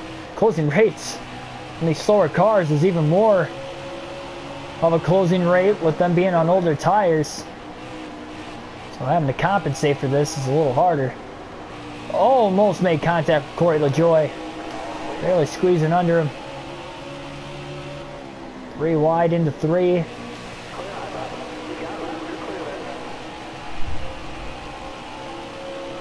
I think there's only 3 drivers on the lead lap, in being Jones, Newman, and Johnson. Keselowski would be in the free pass position if a caution comes out right now, unless Bowman could hurry up and catch him. So during these first green flag stops, Keselowski's now on pit road. So is the leaders, Eric Jones, Newman. And they're going to need a caution as they are on pit road right now, or they are going to fall a lap down. Oh boy, I think Kurt Busch is trying to get to pit road there. Is he still going to be able to? Yes. I'll make contact going 3 wide there, and now Newman and Jones are a lap down. So that worked out perfectly for us. If a caution comes out, one of those two will get, I should say, maybe not one of those two, but yeah, Bowman has cycled back into second. I kind of figured pitting 6-7 laps earlier he would. So with Bowman in second place now, if a caution comes out, he will get the free pass and get back on the lead lap here in this one. Be interesting to see if he'll be able to do that or not. And we're still roughly 2 pit stops away from the finish.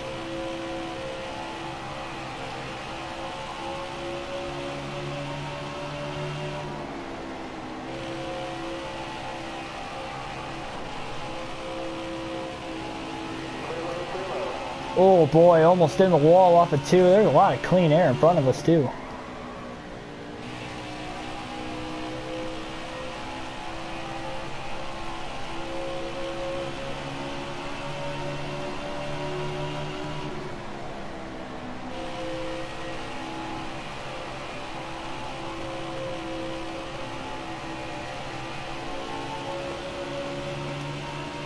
Still a ways to go here in this one though. Sure, Rick Hendrick glad to see what he's seeing on the leaderboard right now, knowing that 2 of his cars are running 1-2. Chase Elliott not having a great day. Been outside the top 30 most of the day, so that's not good. William Byron's been just outside the top 10 most of the day. Ooh, almost some contact there. It looked like Quinn Houff coming out of the pits. I think that's Clint Boyer to his outside. Houff was coming out of the pits trying to get up to speed on the inside of the track, and they almost came together.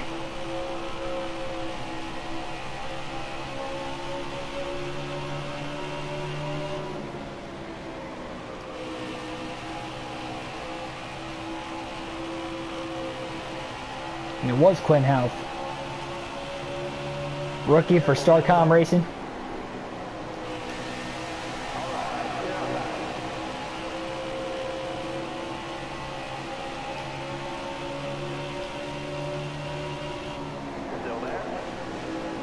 Oh, that was a big slide there. Boyer got right back around us. Made slight contact with the 51 of Joey Gase. Eric Jones still in third, trying to run down Bowman for the free pass spot. Bowman, again, he's had the fastest short run car today. Might be better for him if he was in second place. Might be more of a challenge for us if the caution comes out. You have to restart at the rear of the field. We have had back-to-back cautions within a span of 7 laps.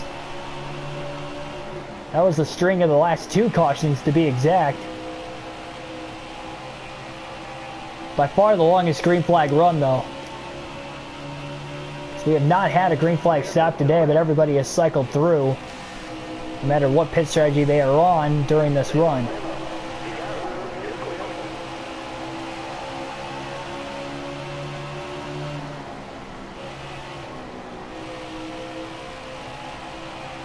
Now this is interesting. still have to pit 2 more times in this race. But from where Eric Jones and Ryan Newman pit, I think they can make it on 1 more stop.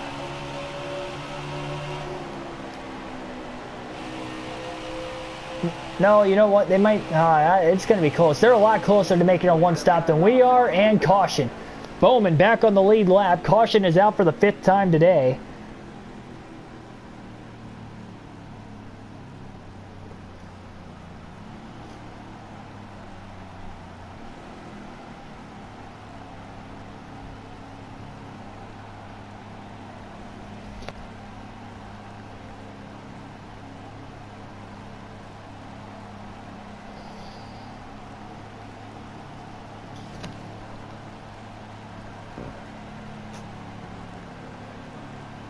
Gonna have a decent amount of guys take the wave around. We'll repair any damage we've got. 4 fresh tires as well. So here we go during this caution.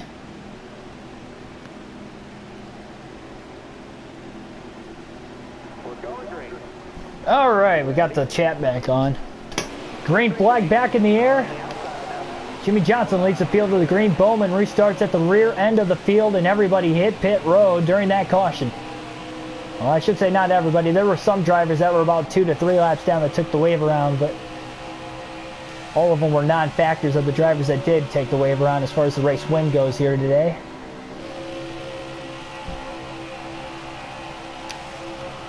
Oh, wow, that was a big moment off of turn 4. And here comes Newman. So here's another thing we got to consider. These guys are going to try to get their lap back behind us. If they can get back on the lead lap and get a quick caution, then they're back into this thing just as much as Alex Bowman would be. So this is a big time restart, regardless of the big lead that we have. And Ryan Newman currently in 3rd. First driver lap down right in front of Eric Jones, Kevin Harvick in the mix. There's a couple other lap cars in between Jones and Harvick, but don't count him out. He's got a fast car. Good news is we have the clean air. But Newman is closing the gap ever so slightly. And after that last pit stop, we're going to be borderline on whether or not everybody can make it on 1 more pit stop the rest of the way.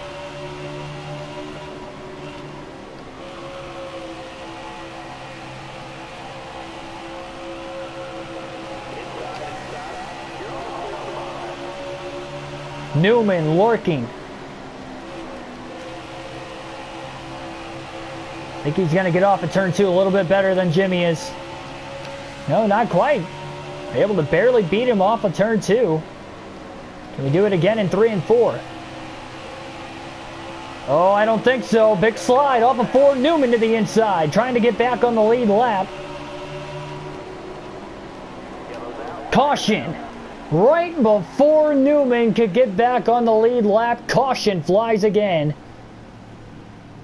Untimely for Newman. If he could have just gotten through 1 and 2 before the caution came out, he would have gotten back on the lead lap. He will get the free pass, but he will not be able to restart up with the leaders.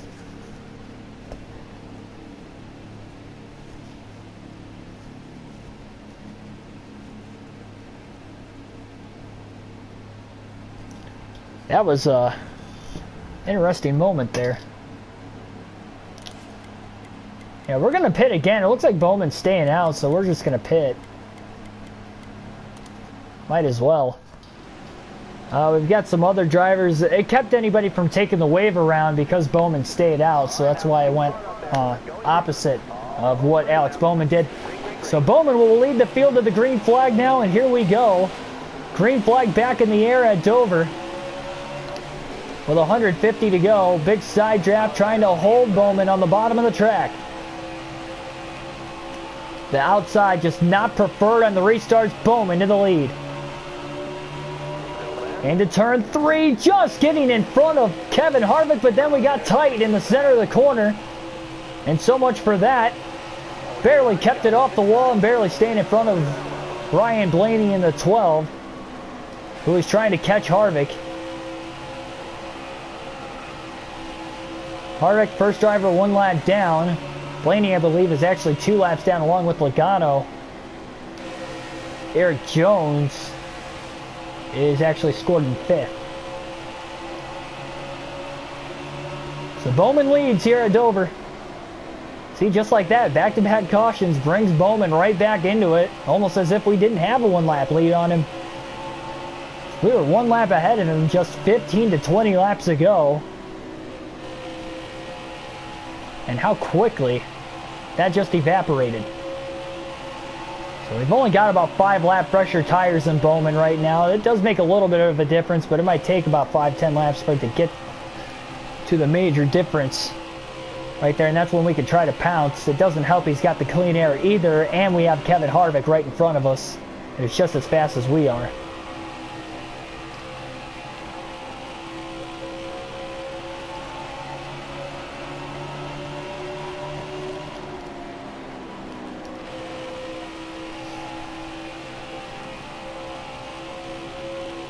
Oh, that was a big run to the inside of Harvick. Harvick goes on the top, so does Bowman. Surprised Harvick didn't try to pinch us there. We're going to clear him off at turn 4. Bowman gets the run down the front straightaway off the top and now back to the bottom.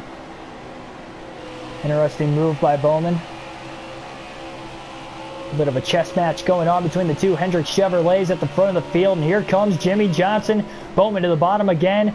Couldn't quite stick, sorry, Bowman to the top, Johnson to the bottom. We couldn't quite stick the bottom the way I wanted to. We couldn't quite get alongside Bowman there. It was definitely close. So Bowman keeps going to the top in 3 and 4, into the bottom in 1 and 2. We'll see if he'll go back to the top again into 3 and 4 this lap. Well, there's a big run. He's got no choice but to do it. Oh, a little contact getting into the corner as we try to side draft one another.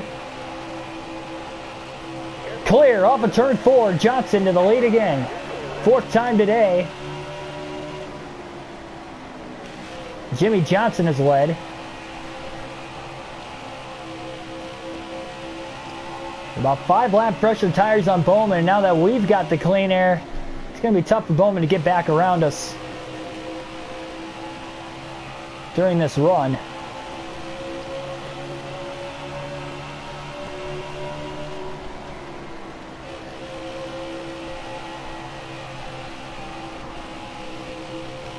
Why did I make the car so loose?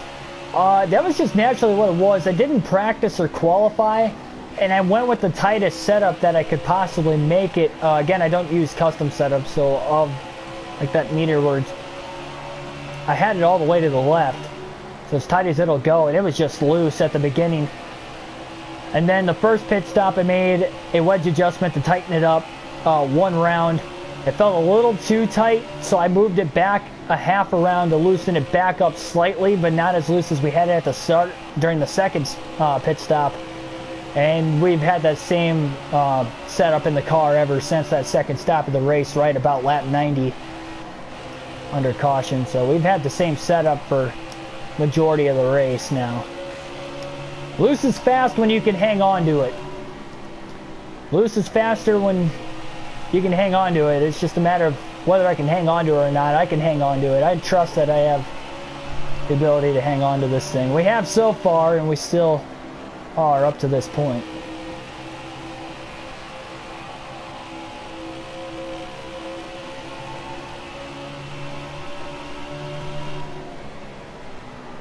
Maybe catching lap traffic here pretty soon. Just a 1 second lead on Bowman. I believe Newman stayed out of the pits under that caution too, despite getting the free pass. I'm surprised he didn't pit.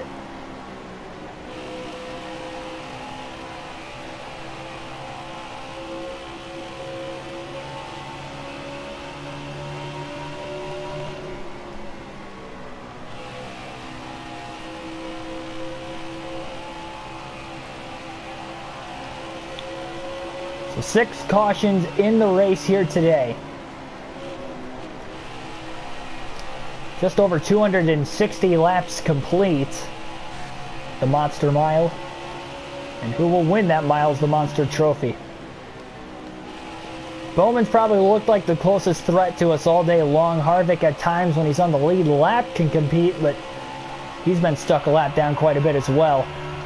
We'll alternate through the cameras one final time now in today's race.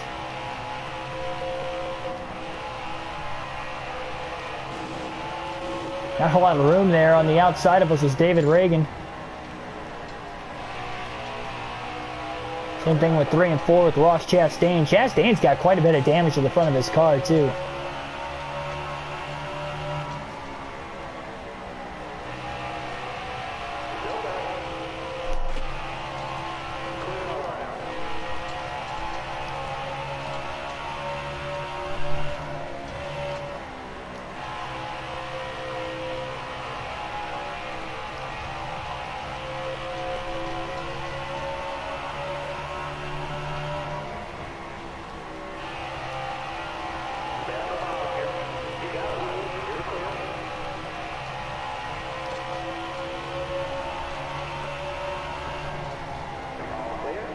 Really tell how when the rear end kicks out, when it does, we really just kind of let the car ride up the racetrack rather than trying to overcorrect it, and just kind of let it correct itself as we come off the banking onto the straightaway. This straightaway is also banked quite a bit here at Dover too, so that definitely does help.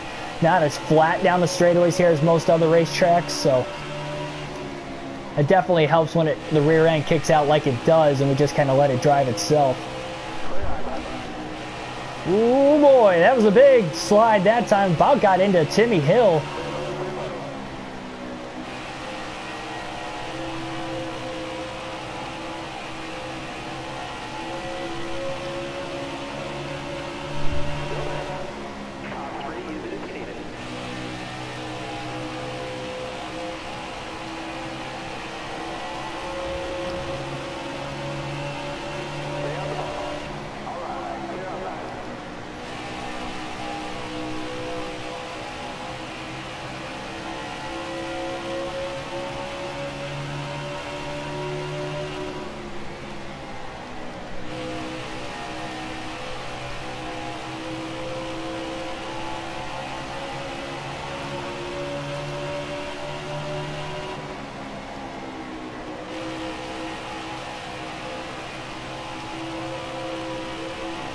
Justin Haley's actually having a solid run for Spire Motors.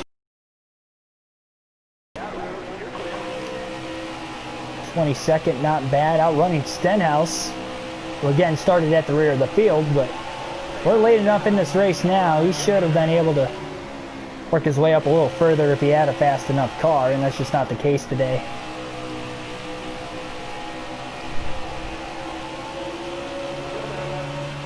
Well, we have a new winner in the second race of the season to lock themselves into the playoffs. A 16-race field after a 26-race regular season. We'll just have to wait and see.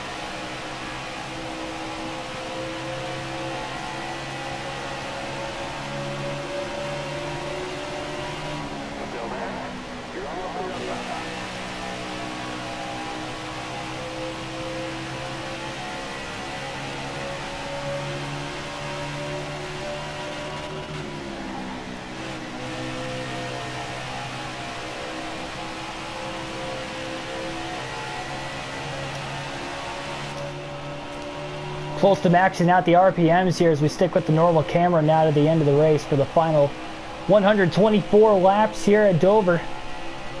7.5 second lead now on Alex Bowman, about a 17.5 second lead on Newman in third. Harvick, the first driver, 1 lap down in 4th, followed by Eric Jones right behind him in 5th place, rounding out the top 5.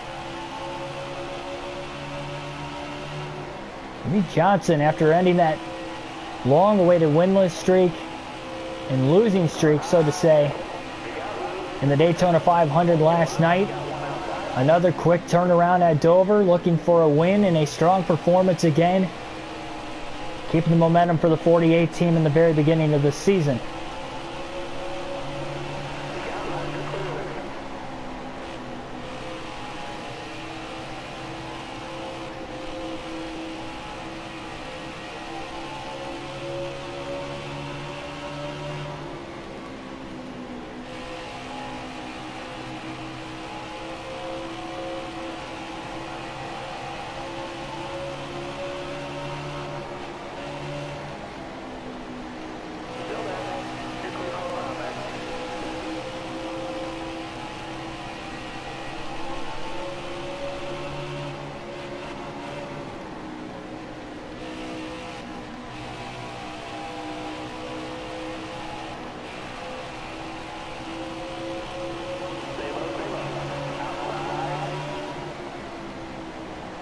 Still 120 to go. I'm 45 laps away from a green flag stop if we make it that far without a caution. I can guarantee if a caution comes out, at least Alex Bowman's going to pit because he stayed out under the last caution. So he'll likely have to pit 5 laps before us if we get that far into the run.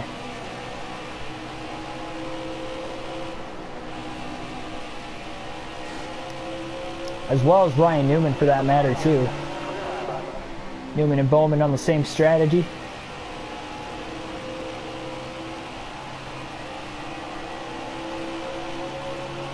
Nice, solid, good, clean race so far today. Not only on my behalf, but we've had some great battles for the lead too throughout the course of this one. That's always good to see. Ryan Blaney clinging onto a top 10 right now, about to go another lap down though. Number 12 car.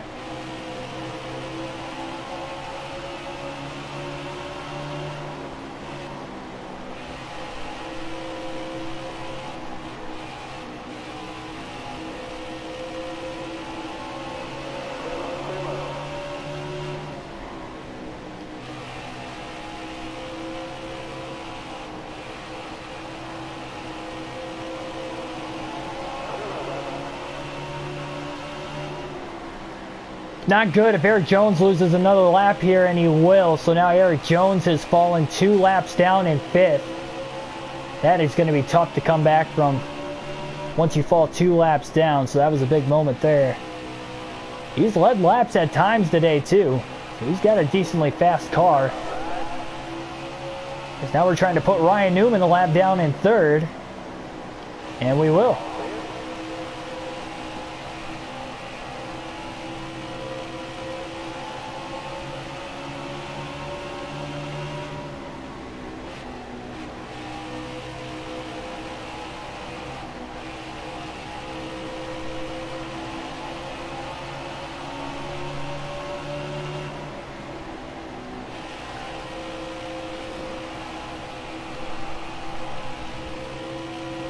Second lead on 2nd place, Alex Bowman. So that puts Ryan Newman in the free pass spot now that we put him a lap down. Harvick's quite a ways behind him. So that was not what Kevin Harvick needed. Try and get back into this one.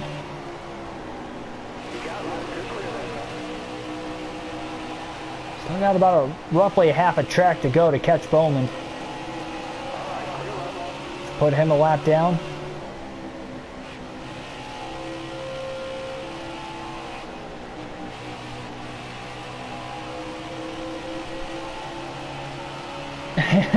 But I think he's going to win the championship in NASCAR, not the game. So thanks for being specific with that question. No, I was probably going to answer it real life anyway. I mean, honestly, right now, how could you bet against either Kevin Harvick or Denny Hamlin? It's a 2-man race right now. Things could change. We still have 10 races before the playoffs too, so things could change as far as hot streaks go. But I mean, how could you bet against them? And the only other 2 drivers I could think of that might meet him as of right now, if I had to pick the championship for today, it'd be Hamlin, Harvick by far, and maybe Chase Elliott and Ryan Blaney. I mean, that's... But even then, I'm not too confident because both of those guys, they were on hot streaks there for a little bit, especially Blaney, but the last few weeks they just both kind of dipped off. I mean, it's really a two-horse race at this point. That's the crazy thing with Harvick, too. It seems like if Harvick has one bad race, it doesn't string into multiple races to go on a kind of like a cold streak. He has one bad race, doesn't finish in the top 10, the next week he's competing for a win. Like, it's just... It does not faze him at all, or that team for that matter.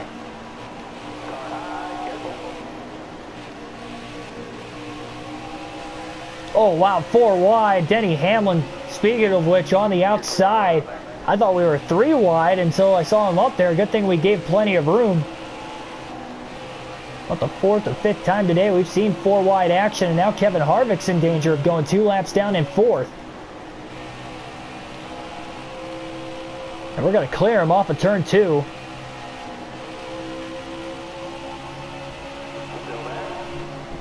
And Harvick's now in deep waters as far as trying to win this one.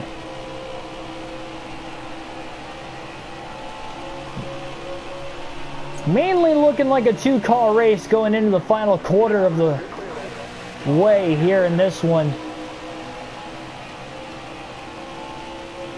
But don't count Newman out of it either. Especially with being in that free pass position right now. If he gets a caution, he's back on the lead lap. We have a bunch, both Johnson and Bowman on the front row up once again.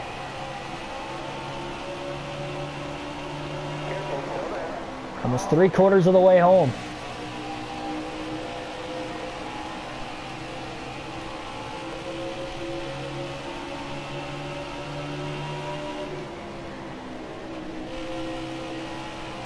Moffitt's leading the truck race. How's Zane Smith doing? That was my pick for today. Zane Smith having a good run right now. Speaking of good runs, Bobby Carter is still in the top 10, ladies and gentlemen. He is in 8th place. Generated driver. Got caught up in the big one at Daytona. Ended up with not so hot of a finish, but he's having a quick bounce back performance here at Dover. Seen a lot of 3 wide action today. Multiple dribs around this racetrack, but for a short and tight of a track as it is, 1 mile in length and very tight like I mentioned, we've seen some 3 wide and 4 wide action at times. And it's been a fun watch, that's for sure.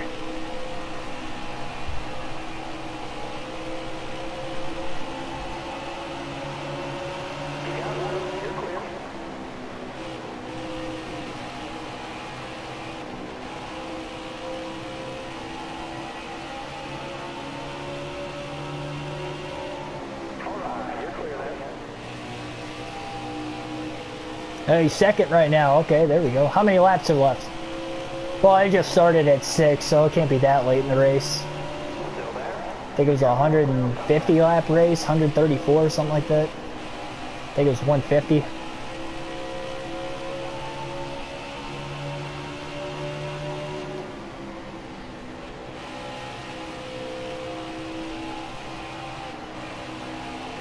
Harvick has all the time. Yeah, I was gonna say, except for a couple races in there. But yeah, I mean, he's been consistent. He hasn't DNF'd at all yet this year.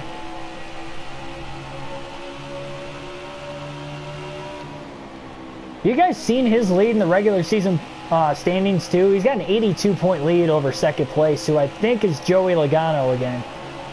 I might be wrong on that. It might be Chase Elliott.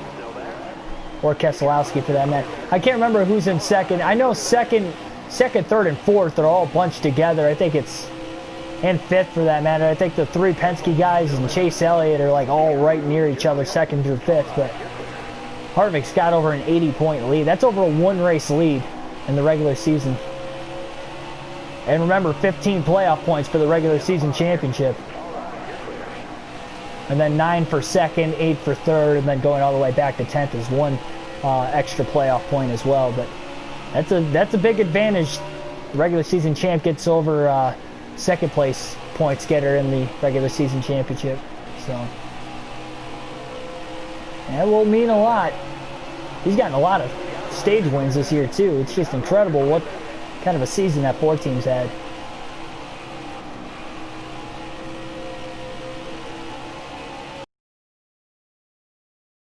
Keselowski, 6. It's Chase, yeah. I couldn't remember who exactly was in second. I thought it was Chase. I second guessed myself with Chase Elliott. I know Logano was second for the longest time, but he's starting to fall back.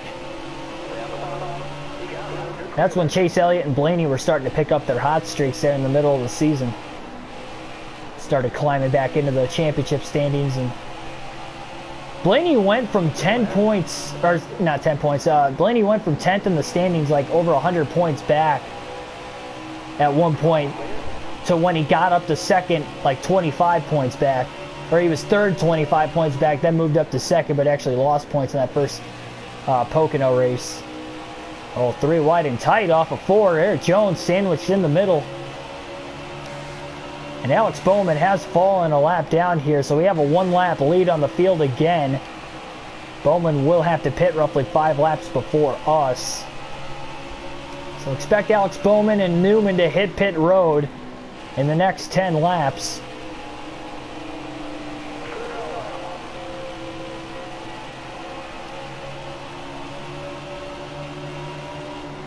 Remember, 82 laps is the most we can run on a full tank of gas. We're going to be borderline on making it to the end, but I think we can make it on one more stop.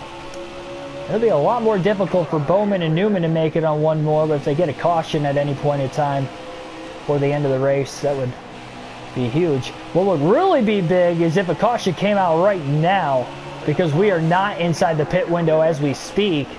So if a caution came out now, we would still have to pit one more time. All boils down to making sure you don't speed.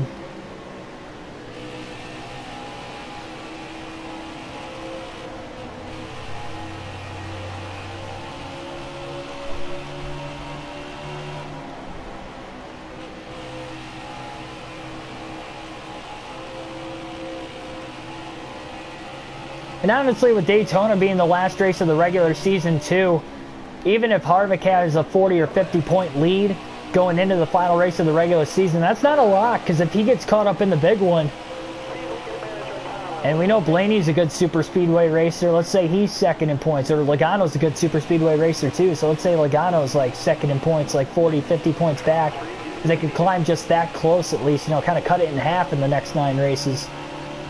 They have a shot to win the regular season championship when it comes down to it, so. Unless Harvick has a 60-plus point lead going into Daytona where he's absolutely locked in as the regular season champ, you never know. He might not come out as the regular season champ.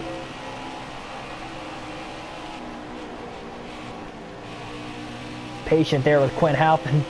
Chad Fincham, I definitely didn't want to take the 3 wide up the middle there. I knew that was going to close up. Took it easy, got to the inside of both of them off the exit of the corner. Seem to be burning the right front tire up a little bit more this run than what we had the majority of the day. Hopefully we can still make it to the end of the fuel run, because we're going to be right on that pit window on making it on one stop.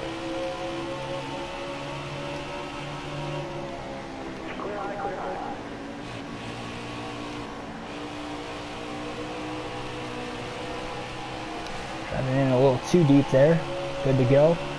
So 88 laps remain. Bowman still in the free pass position in second. When will Newman and Bowman hit pit road? They've got to be within 2 to 3 laps from hitting pit road. I don't see them making it much longer.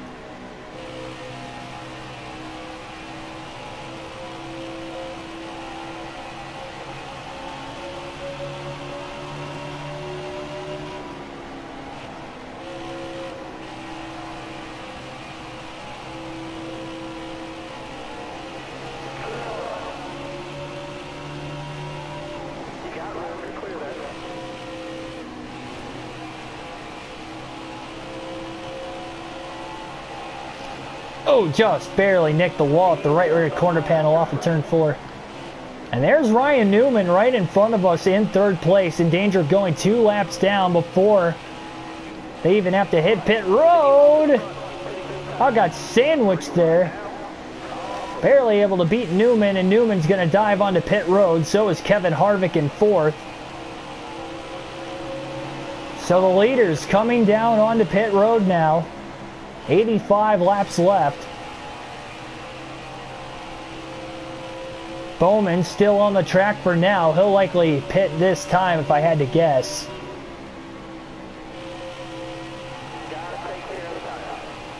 It's Tyler Reddick. Yeah, Bowman's on pit road, so he'll go another lap down for the moment. And we just got a couple more laps ourselves until we hit pit road. Keep an eye on that right front tire as well. Again, trying to stretch as long as we can. Everybody pitting right at the edge of the pit window. This could become a fuel mileage race here today. That is for sure.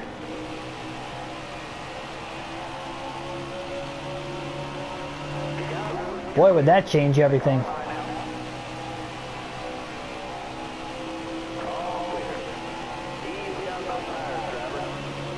Stay out one more lap.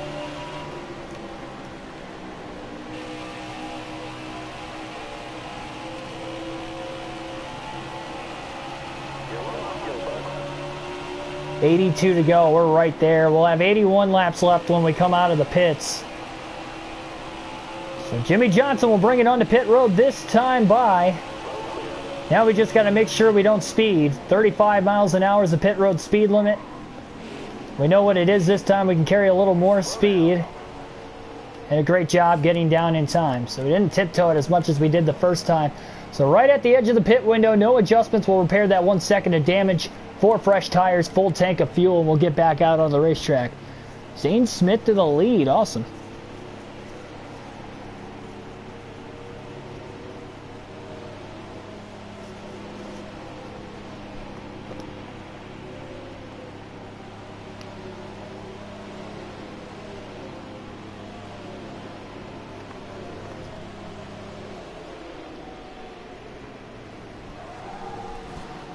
$21 people watching. It's a race high for today, so thanks for everybody tuning in. In the middle of green flag pit stops, we're right on the edge of the pit window right now on being able to make it to the end of this race if we don't get another caution. The last caution had come out with about 162 laps to go. So this is going to be close. Will we make it to the end? If you're new to the channel, subscribe for more daily NASCAR content. We have realistic commentary with these NASCAR Heat live streams on the daily. We got a doubleheader coming up tomorrow for the Cup Series, Pocono, and then Sonoma on this custom schedule season.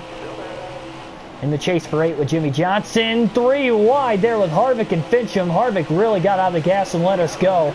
We've got a 1-lap lead on Bowman. We have the fastest long-run car. Bowman has the fastest short-run car.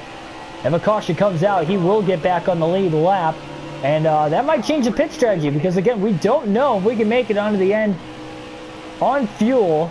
Bowman had pit about 3 laps before us there, so you got to assume he's a lot closer on gas than what we are, and we're very close ourselves. But if Bowman maybe can save enough gas, he can beat us. If we stay green to the end, if Bowman can save enough gas to the end of this race, and if we can't make it. So we'll have to keep an eye on that going forward, but for right now, we're just going to try to manage the lead as much as we can. Christian, welcome to the stream. We are on 105 AI difficulty, by the way. Oh, we got some cars checking up. Bubba Wallace checked up off of turn 4. He might be out of gas. I think Bubba Wallace ran his car out of gas, and he ran out right in front of us. Doesn't look like very heavy damage to the race car, luckily. That could have been a lot worse than what it was. That allowed Bobby Carter to get on by us.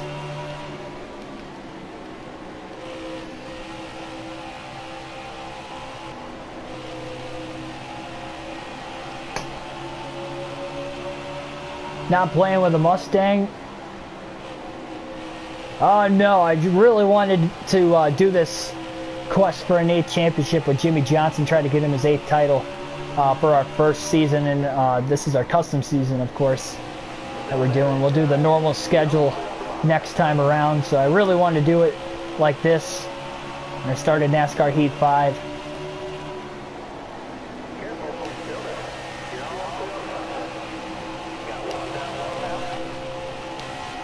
Harvick back to the inside, and Ty Dillon almost got in the way. I think Harvick got out of the gas, because if he would have stayed in the gas, he probably still would have been alongside us all the way down the backstretch. Oh, we got a little tight off of turn 4. Harvick back to the bottom again, side by side with 74 to go. He'll get on by, get one of his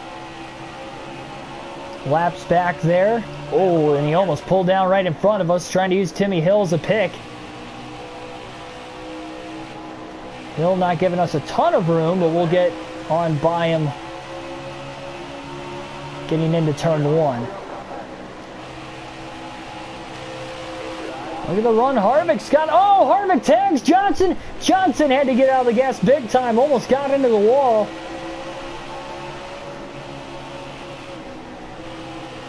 Harvick desperately trying to stay 2 laps down in this one. Great job, great awareness to get out of the gas quickly to keep from hitting the wall. Caution. And we have some cars pitting. And some are staying out to try and make it to the end that way, so they'll take the wave around, get one of their laps back.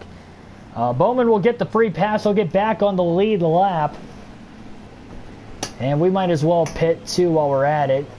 It'll give some of these guys the wave around, but all of them getting the wave around will be non-factors. We've got 2 seconds of damage. We'll repair that now. 4 fresh tires. So 72 laps to go. Our 7th caution of the race today.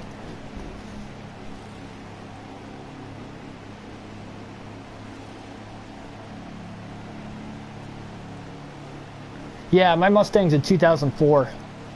John Kraft, welcome to the stream.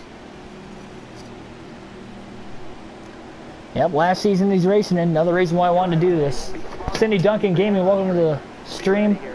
Jimmy Johnson leads the field to the green flag back in the air, trying to go back-to-back to start the season, winning the Daytona 500. Now Dover, a tremendous restart, arguably the best restart today for this 48 car. Oh no, big moment off of turn 2. It was looking good until we got to the exit of the corner. Staying in the gas and hanging on to it. Bowman with the free pass has to restart at the rear of the field. Everybody pits, so at least this is not a fuel mileage race anymore. Everybody can make it on fuel that had pit. Some guys trying to stretch it perhaps, that stayed out to take the wave around there. Maybe they think they can make it, so it was worth getting that lap back, knowing they only had about 5 to 10 laps on their tires.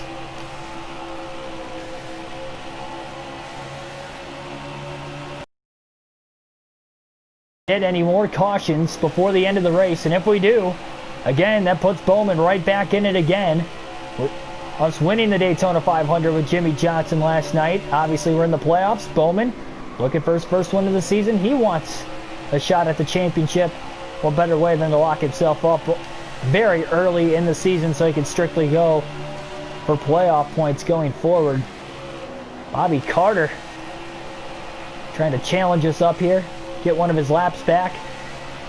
Ryan Newman behind him, followed by Ryan Blaney as far as the on-track cars go.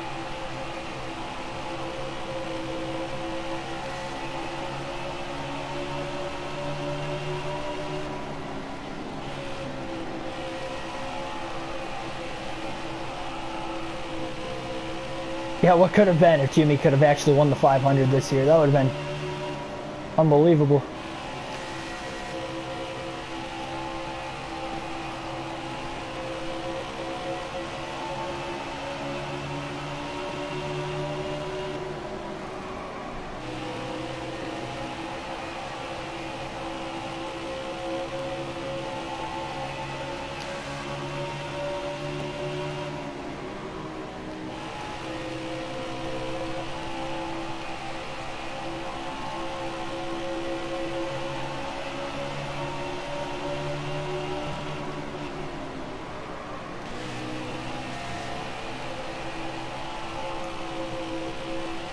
Yeah, that's definitely got to be our best restart of the day. We never lost track position, and we've been able to keep the clean air since going green.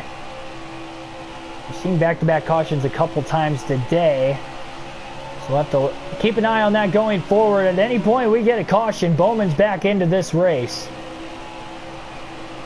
As long as he stays on the lead lap at the time of the caution. We can restart right up alongside of us as we try to get another win for Johnson. Again, final race at Dover, in which he has won 11 times here in his career, looking for 12 today. And we are just 61 laps away from the finish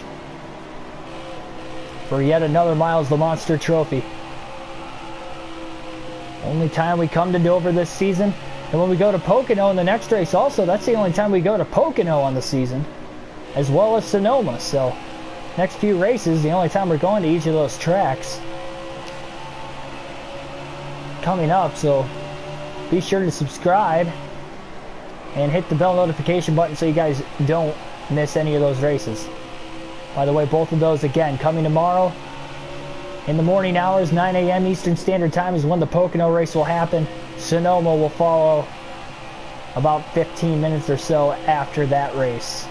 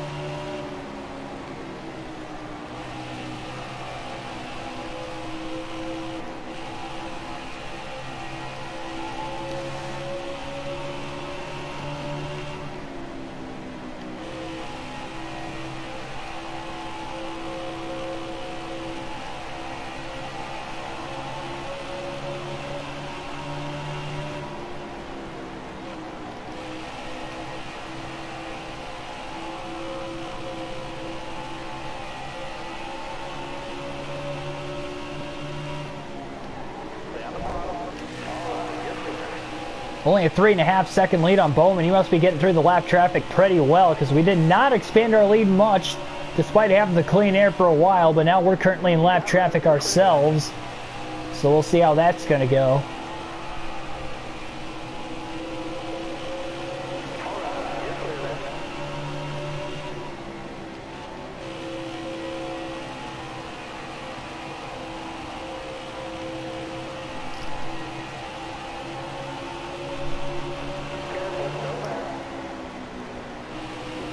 It's 55 to go.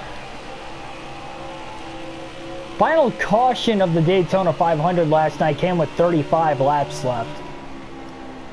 It's the only race trend we really had, because it's the only cup race we've had on NASCAR Heat 5, so. We did have somewhat of a late race caution there that day, but we have one again here today.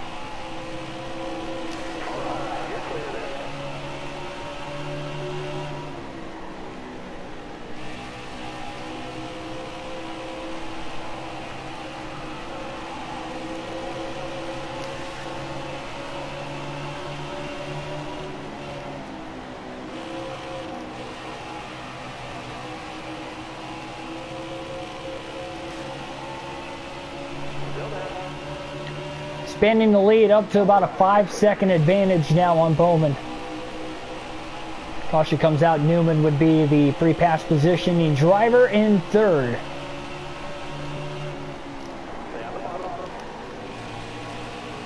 I think we can guarantee for a fact that we're going to hit pit road if we get a caution now.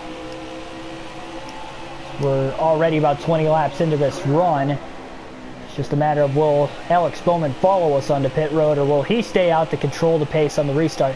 It also depends on how many laps we have left too, because again, we have not had great restarts when restarting on the outside today. We have not been able to go from second to the lead. So if it comes down to a green-white checker, caution comes out, Bowman's still in the lead lap, or maybe even 10 laps or less, maybe it's not worth the risk of pitting, unless we know for sure Bowman will pit too. The only thing that's going to hurt us is the later and later into this race we go, and then the caution comes out. It's going to give Bowman even more of a shot. As long as he can, again, stay on the lead lap. Because he's got the fastest short run car, and it takes us every bit of 20-25 laps to get around him consistently when we're on the same tires.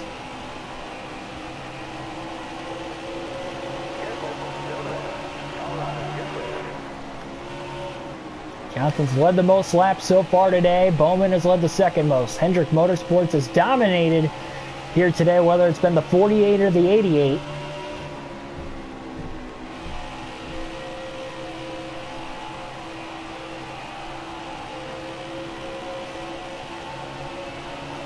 Now an 8-second lead. Less than 50 to go.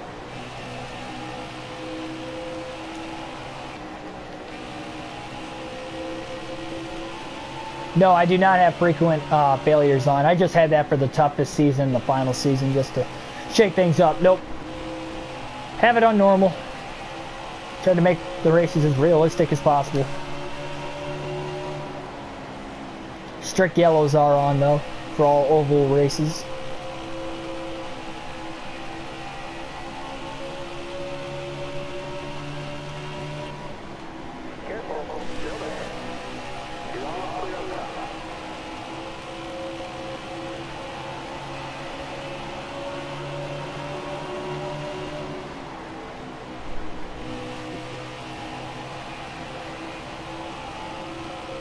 Oh, contact there with Stenhouse.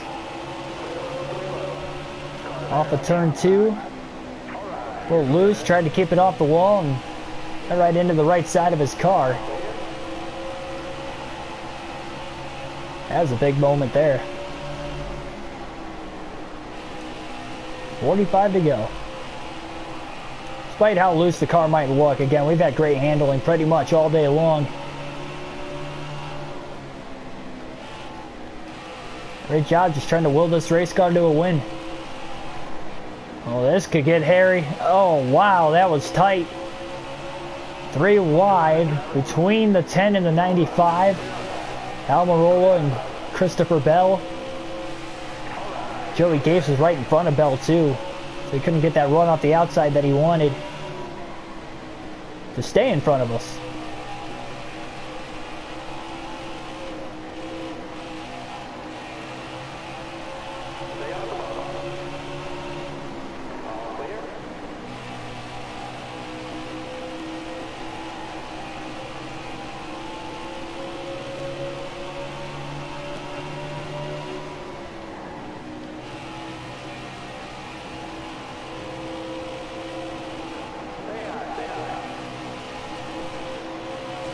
Oh, into the back of Fincham.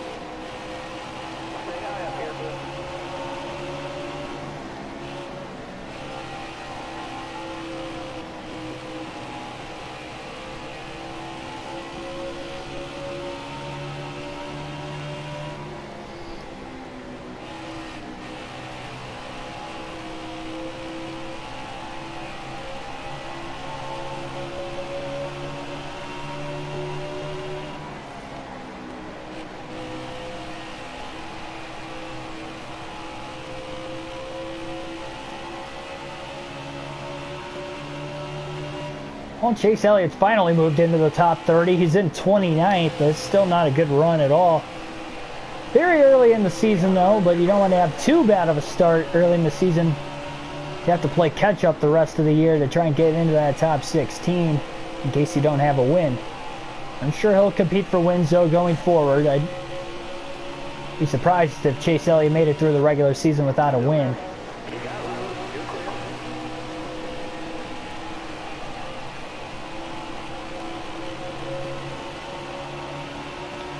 .14.5-second lead now on Alex Bowman.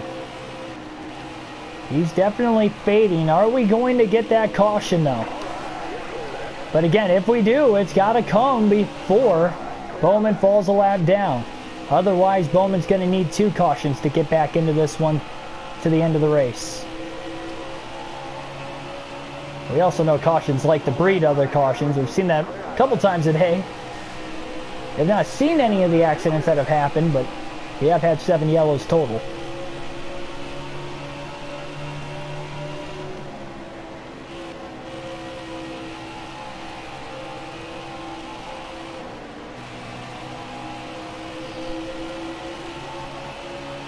I'm going to do another custom season after the regular championship. It depends. It just depends how much time we've got before NASCAR Heat 6 comes out by that time, because this is going to take a while for all 3 series. Again, we're not going to do as many double headers. The only reason we're doing them now is because there are already a couple days that we fell behind on, and knowing with Bristol coming up this week that I'm traveling, so that's the only reason you're seeing double headers like today and tomorrow. And maybe one next week, but yeah, outside of days I miss, I don't plan on doing double headers, and we'll have career mode episodes too that'll fill in some of the void there as well. So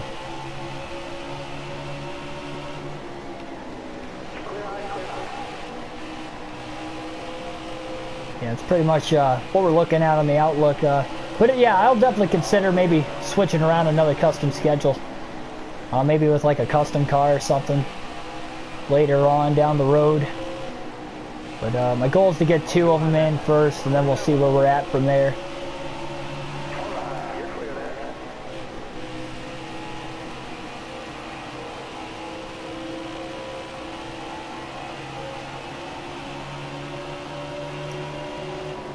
$18-second lead now, 33 to go, and Eric Jones is about to fall 3 laps down in 5th. Took the wave around, if I'm not mistaken, under that last caution. I believe he was 3 laps down. Took the wave around to get the 2 laps down.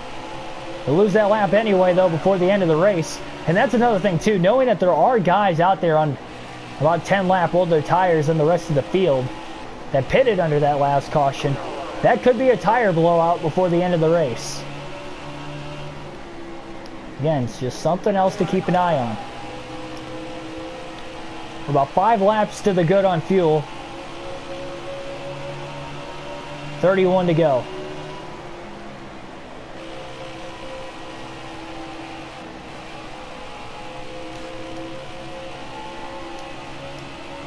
Haven't had to really worry about tires much today either, so should be good on tires to the end of the race, no problem. We did stay green. And we are coming up on Bowman as the laps wind on, just 30 to go. He is caught in very heavy lap traffic. Quite a few lap cars in between us still. Ooh, a little contact with Hamlin, and now slightly off the wall off of turn 2 also. Still driving it. Bit of a ping pong effect there.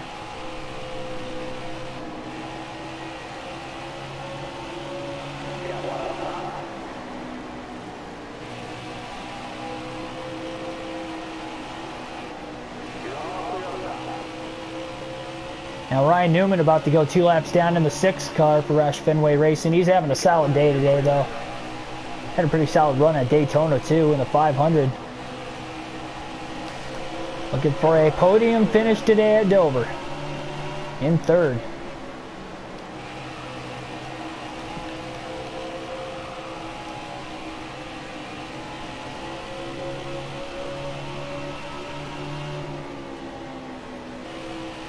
Bowman desperately needs that caution in the next couple laps. Or he's going to need 2 before the end of the race. With just 27 to go, that's right at that window. If a caution did come out now and we both had to pit, that'd be a big factor. 3 wide up the middle though, using teammate Chase Elliott as a pick. And Bowman now falls a lap down. And I'm sure that happened a lot quicker than what Bowman wanted, and now he's either going to have to fight hard to get back on the lead lap, which is likely not going to happen. We are pulling away quickly and putting more and more lap cars in between us now. That might have been the move of the race. Unless we get back-to-back yellows before the finish. Again, not impossible, but he's going to need them to happen quick. 25 to go.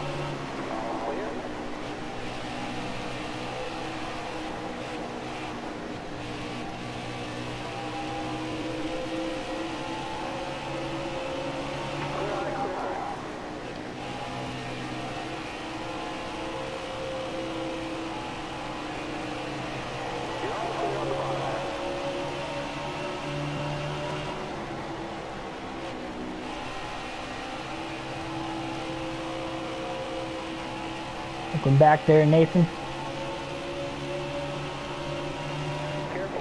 Ooh, Christopher Belt just about came down into us too.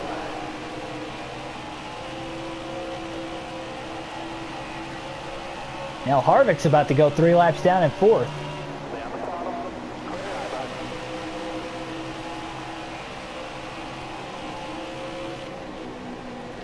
Oh! Just in the wall there. And look at Harvick just zooming on by. Hit a big run on the outside there after we hit the wall off of turn 2. 22 to go.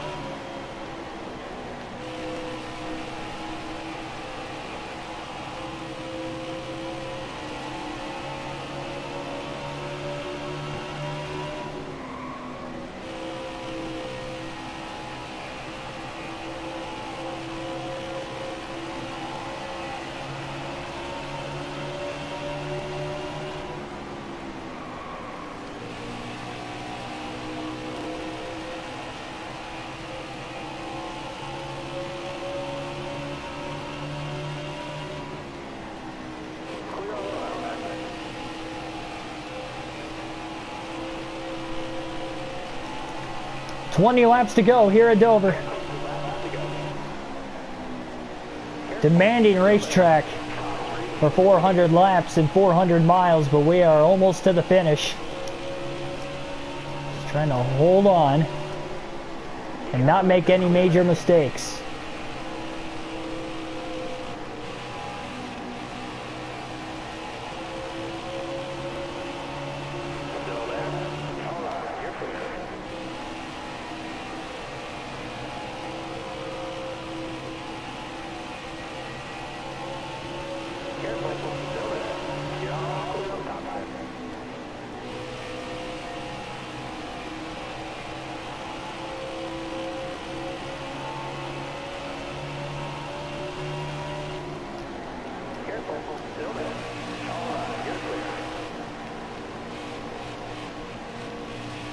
Waiting patiently behind Health.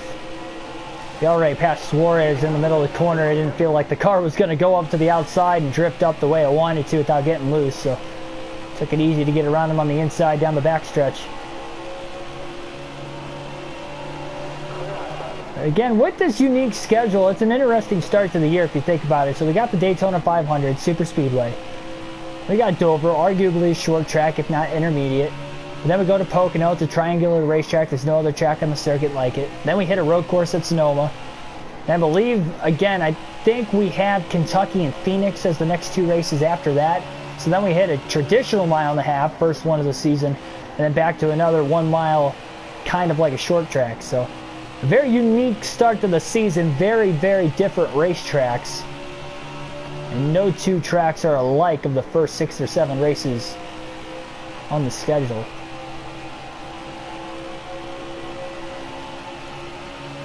Scott Dixon wins it again. I knew I probably should have bet money on him to win again today.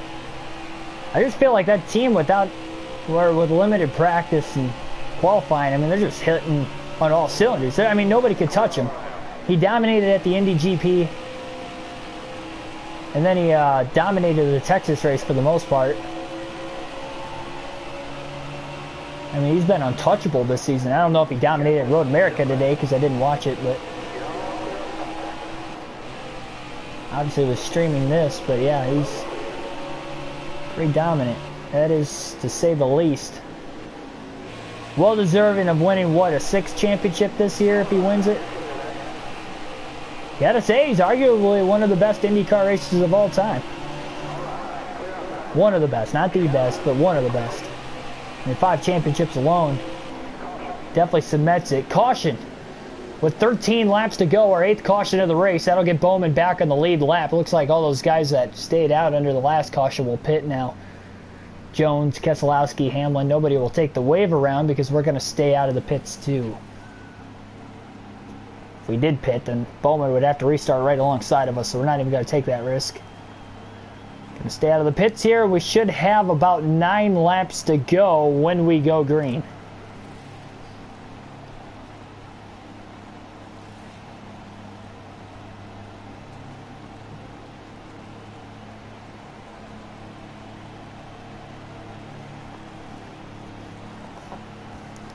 So actually 10 laps left. Couldn't get to the line there under caution. So 10 laps to go when we go green here at Dover.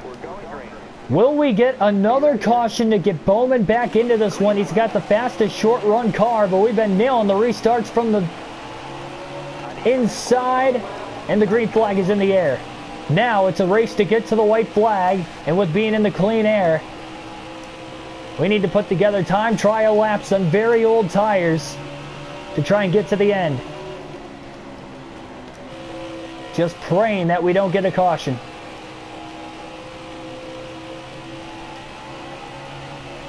Well, it was one late race yellow. It's a good thing we put Bowman a lap down when we did, because if that caution would have came out when he was on the lead lap, he would have been right back in the thick of things, which is what he's hoping for with another caution.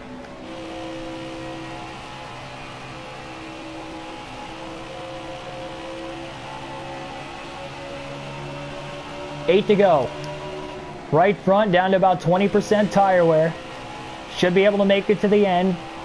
We are pushing desperately to try and get to the white flag to signify that the next flag will end the race. Running about as hard as I have all day. I'm really pressing on this controller hard when I'm on the gas. And to get every little bit out of the car as we can. Driving away from the pack, we've got the older tires on the car, so that helps. And everybody's on those equal tires, and all the guys that pit are a little further back in the pack, so that's why they couldn't quite catch us or blow around us like they would have on those fresh tires. So Ryan Newman would be in the free pass spot 2 laps down if another caution came out, but Newman would be a non-factor. He'd only get one of his 2 laps back if that was the case. 5 laps to go this time by for Jimmy Johnson. And look at the gap we're putting on Bowman. Bowman's struggling through the lap traffic, restarting at the rear of the field there. Caution. With 5 laps to go, caution is out again.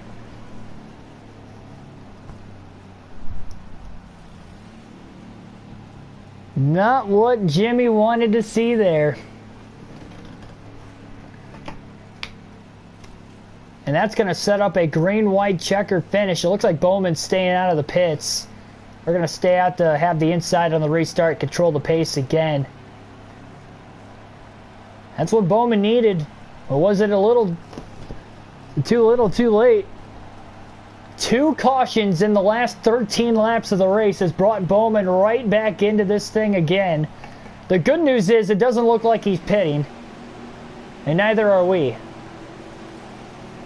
He's got the short run car, but on equal old tires. We'll see. Green flag back in the air. Green, white checker. 2 to go at Dover. Jimmy Johnson trying to go for back-to-back. Great restart as usual. Bowman quickly gets down in front of Kevin Harvick.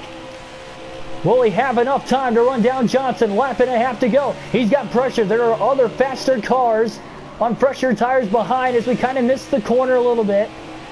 Into 3 and 4, trying to get to the white flag, we will. Lap 400 of 400, white flag in the air, 1 lap to go for Jimmy Johnson here at Dover. Keselowski up to 4th now, trying to hold off. Nope, Hamlin's not for position behind him. Just a half a lap to go. Off of turn 4 for the final time. A little pressure at the end there of the green-white checker, but nonetheless, Jimmy Johnson wins his 12th career race at Dover. And the second win in the young season for Jimmie Johnson in his quest for an 8th title.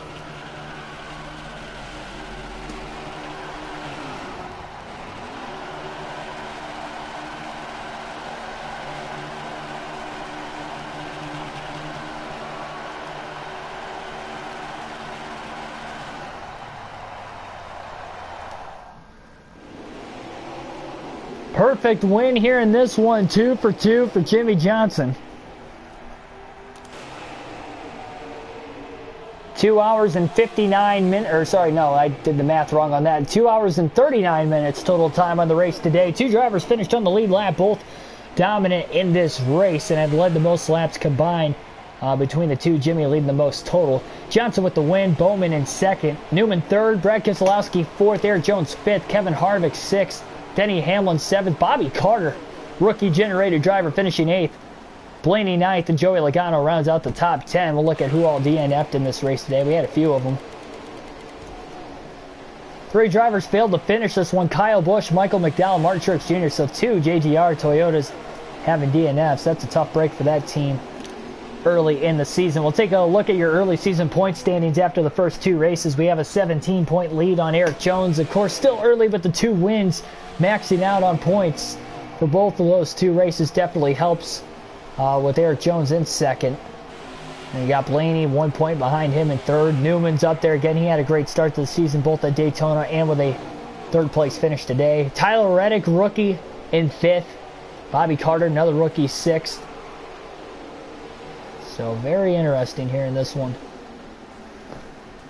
Look at the race stats after we see Jimmie Johnson in victory lane with another Miles the Monster trophy to add to his collection. Now a dozen of them. 12th career win at the Monster Mile. Denny Hamlin had the fastest lap with a here today. Johnson led 259 of the 400 laps led in this race from the rear to the front without practice or qualifying, so from 38th to 1st.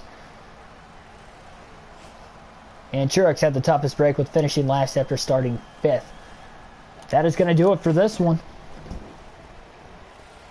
No playoff points? No, there is playoff points. We have 10 playoff points.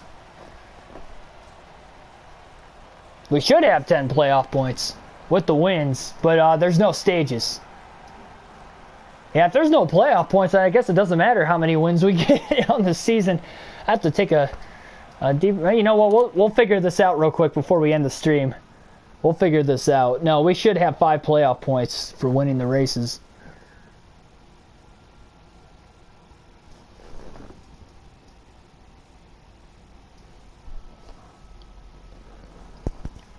Yeah, we'll get to the bottom of this real quick before we end the stream. So the next race is tomorrow, 9 a.m. Eastern Standard Time at Pocono for the Pocono. Oh, we got Bristol coming. Okay, so I forgot I had Bristol that early in the season. So yeah, we got a pretty good schedule coming up here. Oh, that's cool. We'll be doing Bristol while I'm at Bristol. So that's perfect. I did not plan that at all. Yeah, all right. So Pocono, Sonoma tomorrow. Starting off with Pocono, 9 a.m. Eastern Standard Time is the next full race live stream on the channel for the Cup Series, of course. Look at the standings. Stage points, stage wins. Yeah, so this is how the standings are for the series. Obviously, again, we have the playoffs. So, yeah, we do. I'm pretty sure that we still have 10 playoff points. It just doesn't show it. There's no option. If you guys see on the screen right there, there isn't even an option for, like, stage points. Or, I mean, playoff points. You got... then again, stage points. I'm trying to think. Stage wins, stage points. There's no stages, but there should still be playoff points. That's going to be an interesting thing to look out for over the course of the season. We're gonna, I don't know. Well, that makes the playoffs a heck of a lot more interesting. We're still going to fight for the regular season championship just in case. As well as try to get as many wins as we can. Yeah, that's interesting. I'm surprised. Might be another glitch with the game, I guess. I don't know.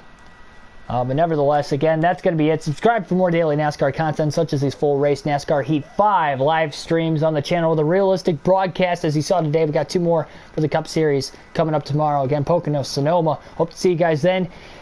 Hit the bell notification button so you guys don't miss those uploads or any other future uploads. We got a predictions video for the Kentucky race coming out later tonight as well. So be sure to stay tuned for that one.